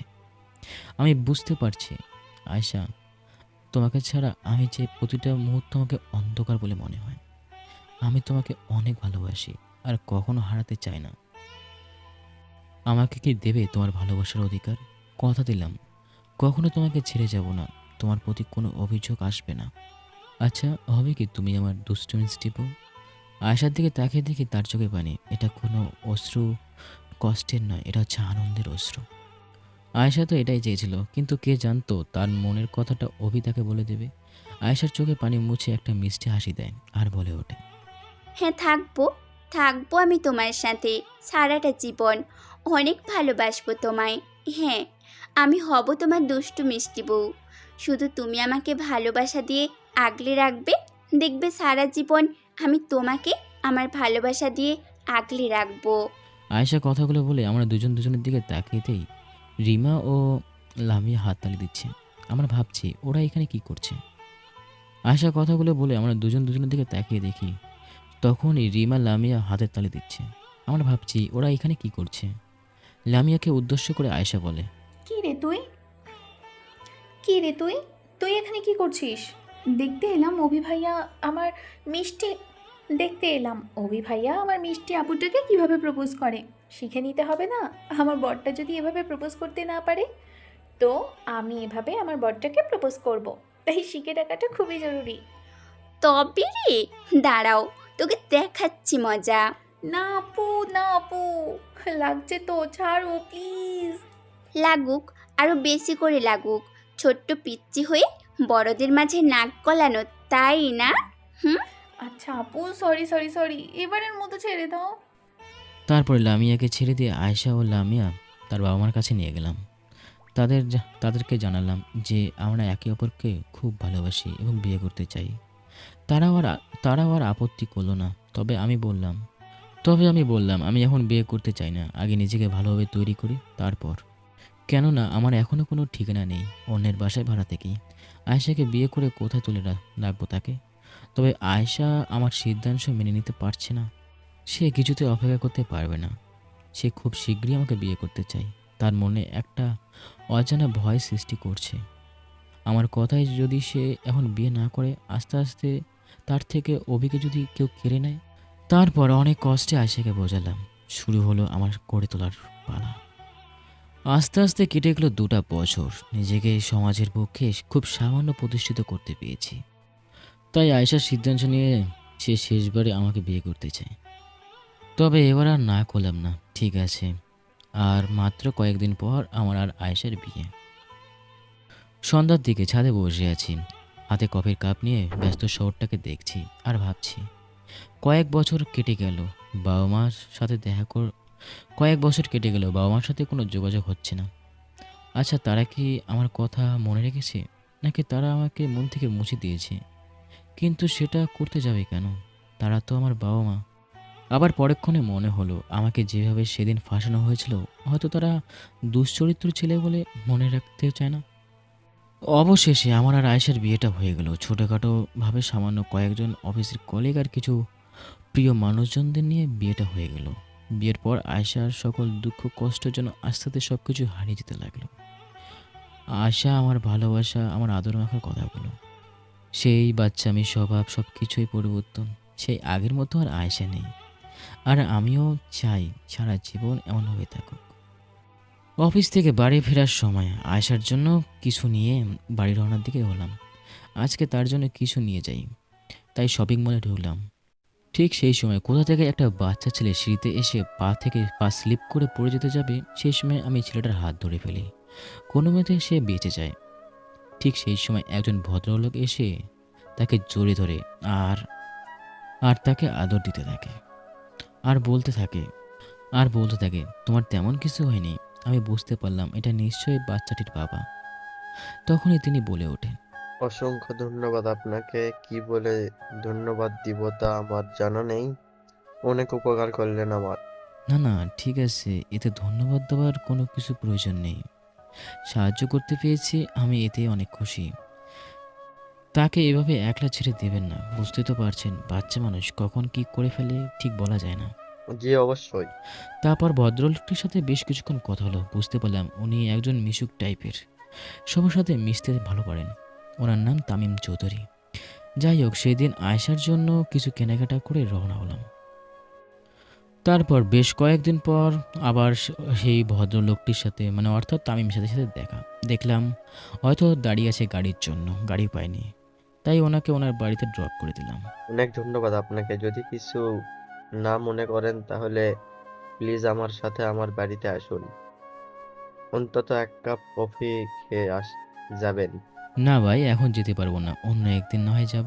প্রথমবার আপনি আমার বাড়ির গেইটে এলেন, আর কিভাবে আপনাকে আমি খালি মুখে ফিরাই? প্লিজ আসেন। তারপর তামিম ভাইয়ের কথা আর না করতে পারলাম না, তার সাথে তার বাড়িতে গেলাম। বাড়িটা ছোট হলো, বেশ সুন্দর করে সাজানো, মা বাবা, স্ত্রী, তার ছেলেকে নিয়ে পরিবার। তার বাবা মার সাথে কথা হলো, তারা বেশ ভালো মনের মানুষ। এই দেখেছেন, অনেকক্ষণ হয়ে গেল আর আপনাকে কিছু দেওয়া হয়নি। দুঃখিত, দাঁড়ান, আমি তানিয়াকে বলছি কিছু নিয়ে আসতে। তানিয়া নামটা শুনে কেমন জানি সেই দুশ্চরিত্র মেয়েটার কথা মনে পড়ে গেল। কিছুক্ষণ পর যে মেয়েটি আসলো তাকে দেখার জন্য আমি মোটেও আশা করিনি। আর সে আর কেউ না, সে হচ্ছে তানিয়া। তানিয়া আমাকে এভাবে দেখবে সেও কখনো আশা করেনি। তার মুখের হাসিটা কেমন জানি মলিন হয়ে গেল। সে ভাবছে তামিমের সাথে অভির কীভাবে পরিচয় হলো, তারা কি একে অপরকে আগের থেকে চেনে। তারপর তানিয়া তামিমের কথা শুনে ভাবনার জগৎ থেকে ফিরে আসে। আমারও এখানে থাকতে ইচ্ছে করছে না, তাই আমি বললাম তামিমকে, তামিম সাহেব, আমার একটা গুরুত্বপূর্ণ কাজ আছে, আমাকে এখনই যেতে হবে। তাকে বুঝিয়ে সুঝিয়ে কোনো রকমে চলে এলাম। এদিকে তানিয়া ভাবছে, হয়তো আমার জন্যই অভি এভাবে না খেয়ে চলে গেল। হয়তো সে এখনও আমাকে ক্ষমা করতে পারেনি। সেই বাড়ির থেকে বের হয়ে আমার বাড়ির দিকে রওনা হলাম। তানিয়া এই বাড়িতে কি করছে? তাহলে কি তামিম ভাইয়ার স্ত্রী তানিয়া? আমি তো চাইনি তার সামনে যেতে কখনো, সেই দুশ্চরিত্র মেয়েকে দেখতে। সে নিজের সম্মানের কথা ভেবে আমাকে মিথ্যা অপবাদ দিয়ে বাড়ি থেকে বের করে দিয়েছে। বাড়িতে ফিরে আয়শা বলে ওঠে, কি হলো তোমার? আজকে তোমাকে এত অস্থির দেখাচ্ছে কেন? সব কিছু তোমাকে বলছি, আগে আমার জন্য একটু পানি নিয়ে আসো। তারপর আয়শা আমার জন্য পানি নিয়ে এলো। এক নিকাশে পানি খেয়ে নিলাম। তারপর আয়শাকে বললাম, জানো আমি না আজকে তানিয়াকে দেখেছি। কি বলছো কি তুমি? কোথায় দেখেছো তাকে? তোমাকে বলেছিলাম না শপিং মলে একটা ভদ্রলোকের সাথে আমার পরিচয় হয়েছিল। তো আসার সময় তিনি গাড়ি পাচ্ছিলেন না, তাই ওনাকে ওনার বাড়িতে ড্রপ করতে চাই। আর তার অনুরোধ অনেক করছিল তার বাড়িতে প্রবেশ করতে, কিন্তু বাড়িতে প্রবেশ করে দেখি সেই ভদ্রলোকটি অর্থাৎ তামিম ভাইয়ার স্ত্রী হলো তানিয়া। সে নিশ্চয়ই তোমাকে চিনতে পেরেছিল। তার সাথে কোনো কথা হয়েছিল তোমার? না, তার সাথে কোনো কথা বলিনি। এদিকে তানিয়া ভাবছে, আমার জন্যই অভি এভাবে চলে গেল। তার চোখে আমি আমার প্রতি ঘৃণা দেখেছি। সে হয়তো এখনও আমাকে ক্ষমা করতে পারেনি। কিন্তু সেদিন যদিও এই কাজটা না করতাম, তাহলে তাহলে যে আমার আর আমার পরিবারের অনেক বড় ক্ষতি হয়ে যেত। আমাকে ক্ষমা করে দিস। তানিয়া তাকিয়ে দেখে তার ছোট ছেলে রাহিম তার পাশে বসে মন খারাপ করে তাকিয়ে আছে। সে মুখটা অন্যদিকে ঘুরে চোখের পানি ফেলছে। চোখের পানি মুছে দিয়ে ছেলেকে বলল, না আব্বু, আমার কিছু হয়নি। এই যে দেখো, আমি আসছি। তামিম বলে, আচ্ছা তানিয়া, তুমি কি অভি ভাইয়াকে আগে থেকে চিনো? তানিয়া তামিমকে কি উত্তর দেবে ভেবে পাচ্ছে না, কি বলবে। অভি তার মামাতো ভাই, আজকে তার কারণে অভি তার বাড়ির থেকে বিরত। আজ তার জন্য অভি এত অত্যাচার সহ্য করছে। আর দেরি নয়, যা হয়ে যাক হয়ে যাক। এবার সবার সামনে সত্য কথাটা বলবে, আর কাউকে ভয় পাবে না সে। যার জন্য সে অভিকে মিথ্যা অপবাদ দিয়ে ফাঁসিয়েছিল সে তো আর বেঁচে নেই, তাহলে সে কাকে ভয় পাবে তানিয়া? হ্যাঁ, আমি অভিকে চিনি। আচ্ছা, তুমি আমাকে অভির ঠিকানাটা দিতে পারবে? হ্যাঁ, তা অবশ্যই পারবো, কিন্তু কেন? আমি আমি অনেক বড় পাপ করেছি, যার প্রায়শ্চিত্ত করতে চাই। আমাকে নিয়ে চলো অভির বাড়ি। তারপর তানিয়া আর তামিম মিলে অভির বাড়ির উদ্দেশ্যে রওনা দেয়। তানিয়া বাড়িতে কলিং বেল বাজতে শুরু করে। আয়শা দরজা খুলে দেয়। তারপর আয়শা বলে ওঠে, কে আপনারা? কি চান? অভি আছে, আমি অভির সাথে দেখা করতে চাই, তার কাছে ক্ষমা চাইতে চাই। এবার আয়শা চিনতে পারে হয়তো এটাই তানিয়া। ও আপনি? তাহলে সে তানিয়া যে আমার স্বামীকে মিথ্যে অপবাদ দিয়ে বাড়ি থেকে বের করে দিয়েছিলেন? স্বামী মানে? অভিকে নিজের স্বামী বলে দাবি করছেন কেন? হ্যাঁ করেছি, কারণ সে আমার স্বামী, তার সাথে আমার বিয়ে হয়েছে। আর আপনারা এখান থেকে চলে যান প্লিজ। হয়তো আপনাদের মুখ দেখলে সে কষ্ট পাবে, আর আমি কখনো চাই না আমার স্বামী কষ্ট পাক। প্লিজ, আপনার সামনে হাত জোর করে বলছি, একটি বারের জন্য অন্তত তার সাথে দেখা করতে দিন। আমি আমার কাজের জন্য ভীষণ অনুতপ্ত। সে যদি আমাকে ক্ষমা না করে তাহলে হয়তো আল্লাহ আমাকে কোনো দিনও ক্ষমা করবে না। প্লিজ প্লিজ আমাকে একবার তার সাথে দেখা করতে দিন, তার কাছে ক্ষমা চাওয়ার সুযোগ দিন। তখন আমি আয়েশাকে খুঁজতে খুঁজতে নিচে এলাম। নিচে এসে দেখি আয়েশা কার সাথে যেন কথা বলছে। আয়েশা, কি হয়েছে? কারা এসেছে আর কার সাথে তুমি কথা বলতেছো? তারপর তানিয়া আমাকে দেখতে পেয়ে দৌড়ে এসে আমার পা জড়িয়ে ধরে কাঁদতে থাকে আর কেঁদে কেঁদে বলে, অভি, আমাকে ক্ষমা করে দে। আমি অনেক বড় ভুল করে ফেলেছি, জানি আমি ক্ষমার যোগ্য না। তবুও প্লিজ প্লিজ আমাকে ক্ষমা করে দে। তুই কোন সাহসে এই বাড়িতে এসেছিস? আর ক্ষমা তোকে কোনোদিনও আমি ক্ষমা করতে পারবো না। আমার জীবনের সব কিছু তুই কেড়ে নিয়েছিস। তোর জন্য আমার মা বাবা আমাকে নিজের ছেলে বলে দাবি করে না, অথচ তাদের কাছে আমি কতটা প্রিয় ছিলাম। শুধুমাত্র তোর জন্য তারা আমাকে কুনজরে দেখে। আজ আমার সব থেকেও কিছুই নেই। তোকে আমি কখনো ক্ষমা করতে পারবো না। তুই চলে যা এখান থেকে। এমন করে বলিস না, এটা ছাড়া কিচ্ছু করার ছিল না আমার। সাব্বির আমায় তোকে ফাঁসানোর জন্য বলেছিল। তানিয়ার কথা শুনে আমি বেশ অবাক হয়ে গেলাম। আবার সাব্বির এলো কোথা থেকে? হ্যাঁ মানলাম, সাব্বিরের সাথে আমার কলেজ লাইফ থেকে বহুদিনের শত্রুতা ছিল, তাই বলে সাব্বির এত বড় কাজ করবে? কি বলছিস তুই? এইসব সাব্বির কোথা থেকে এলো এর সব মায়ের মাঝে? তাহলে শোন, সাব্বিরের সাথে আমার বহুদিনের সম্পর্ক ছিল। তখন তোকে আমি কখনো সহ্য করতে পারতাম না। আর সাব্বির তো ছিল তোর চিরশত্রু। একসময় সে আমাকে নানানভাবে থ্রেট দিতে থাকে। আমি যদি তার কথা মতো কাজ না করি তাহলে সে আমার বড় কোনো ক্ষতি করে দেবে। শুধু আমার নয়, আমার পরিবারের সবার। কিন্তু আমার কিচ্ছু করার ছিল না। তার অনেক বড় গ্যাং ছিল। আমি জানতাম সে যা বলে তাই করে, তাই ভীষণ ভয় পেয়েছিলাম যদি সে আমার পরিবারের ক্ষতি করে ফেলে। তাই ডক্টরের সাথে মিলে মিথ্যে রিপোর্ট বানিয়ে তোকে ফাঁসানোর চেষ্টা করি। সাথে মাও ছিল, কেননা তার তোদের সম্পত্তির উপর ভীষণ লোভ ছিল। সে চেয়েছিল ওই মিথ্যা অপবাদের সাথে সাথে তোর আর আমার বিয়ে দিতে, কিন্তু সেটা হয়নি। তুই চলে এসেছিলিস। কিন্তু বিশ্বাস কর, এই অপবাদের পর আমি একটুও শান্তিতে ছিলাম না। সাব্বির আরও নানাভাবে আমাকে ব্ল্যাকমেল করতে থাকে। কিন্তু হঠাৎ একদিন জানতে পারি সে নাকি রোড অ্যাক্সিডেন্টে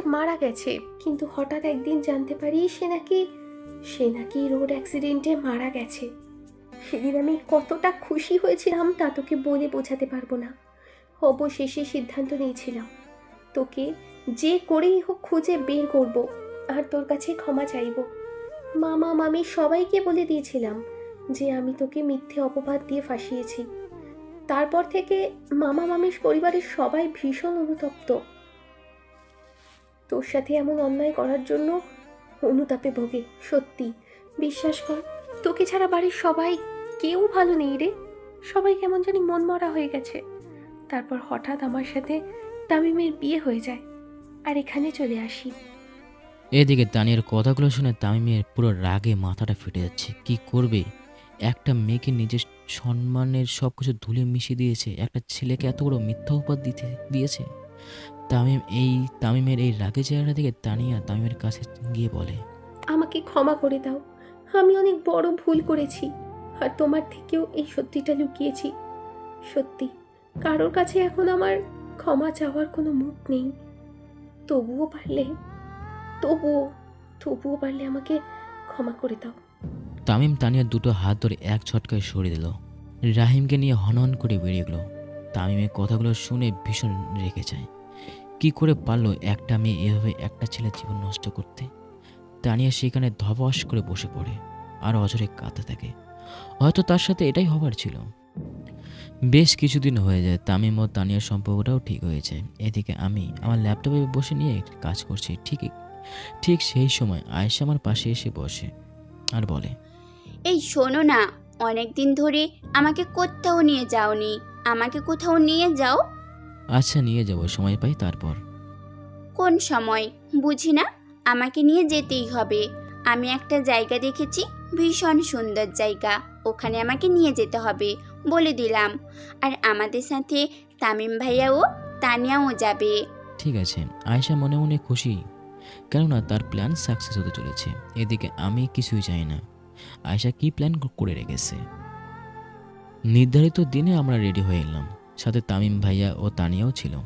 চলে গেলাম সেই জায়গায়। জায়গাটা বেশ সুন্দর করে সাজানো হয়েছে।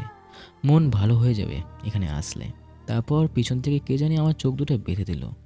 আমি বুঝতে পারছি এটা নিশ্চয়ই আয়েশার কাজ। এই, আরে কি করছো কি তুমি? কোনো কথা নয়, চুপচাপ আমার সাথে চলো, সেখানে নিয়ে যাচ্ছি, সেখানেই যাবে। তারপর কিছুক্ষণ হাঁটতে হাঁটতে আয়েশা আমাকে একটা জায়গায় নিয়ে এলো। তারপর আমার চোখ দুটো খুলে দিল। আরে কোথায় নিয়ে এলে? কথাটা পুরোপুরি শেষ করতে পারলাম না, তার আগে সামনে তাকিয়ে দেখি বাবা মা ভাইয়া সবাই এসেছে। কিন্তু তারা এখানে কি করছে? এখানে তো আমরা ছাড়া কেউ নেই। তখনই আয়েশা বলে ওঠে, কোনো কথা নয়, চুপচাপ আমার সাথে চলো, যেখানে নিয়ে যাচ্ছি তুমি সেখানেই যাবে। সারপ্রাইজ। আমাকে এখানে কেন নিয়ে এসেছো? আর ওনারাই বা এখানে কি করছে? আমি তাদের এখানে নিয়ে এসেছি। তুমি তাদের এখানে নিয়ে এসেছো মানে? তাহলে এর সব কিছু তুমি প্ল্যান করছিলে? হ্যাঁ, আমাকে ক্ষমা করে দাও, তোমাকে না জানিয়ে তাদের এখানে ডেকেছি আর তোমাকেও নিয়ে এসেছি। কিন্তু কি করতাম বলো, তোমার কষ্ট তো আর আমি দেখতে পারতাম না, তাই না? তখন আমার মা আমার কাছে এসে বলে। তখন সামনের দিকে তাকিয়ে দেখি বাবা ভাইয়া দুজনে মাথা নিচু করে তাকিয়ে আছে। হয়তো তারা অনুতপ্ত ভুগছে। আমি তাদের কাছ থেকে ছেড়ে দিয়ে কিছুটা দূরে এসে দাঁড়ালাম। আপনারা ভুল করছেন। আপনারা তো বলেছিলেন অভিনামে কোনো ছেলে নেই আপনাদের। আপনারা তো একটাই ছেলে। আপনারা কি বলেছিলেন? আমার মতো পাপিকে পেটের মধ্যে মেরে ফেলা উচিত ছিল। যদিও মেরে ফেলতে পারতেন তাহলে সেদিনের ঘটনাটা আপনাদের আর দেখতে হতো না কখনোই। দ্বিতীয়বারের মতো মেরে ফেলতে চেয়েছিলেন আমায়, কিন্তু ধন্যবাদ সেদিন কোনো মতে বাঁচিয়ে রেখেছিলেন বলে। যদি সেদিন আপনারা আমাকে বাঁচিয়ে না রাখতেন তাহলে হয়তো আজকে এই দিনটা দেখতে হতো না।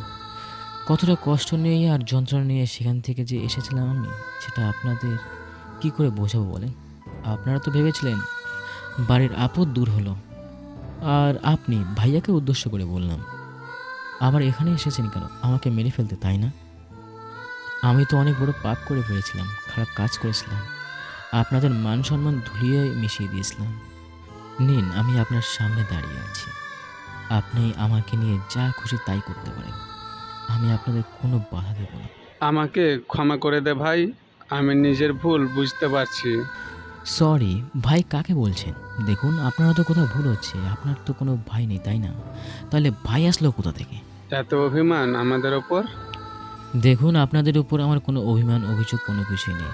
অভিমান তো নিজেদের আপন মানুষদের উপর থাকে, কিন্তু আপনারা তো আর আমাকে নিজের আপনজন বলে মনে করেন না। তাহলে আপনাদের প্রতি আমার কেন অভিযোগ অভিমান জমবে? আর ভাবি, আপনি কে বলেছিলেন এমন ভাই যদি আপনার থাকতো তাহলে নাকি আপনি গলা টিপে মেরে ফেলতেন, তাই না? চুপ, একটা কথা বলবেন না আপনারা।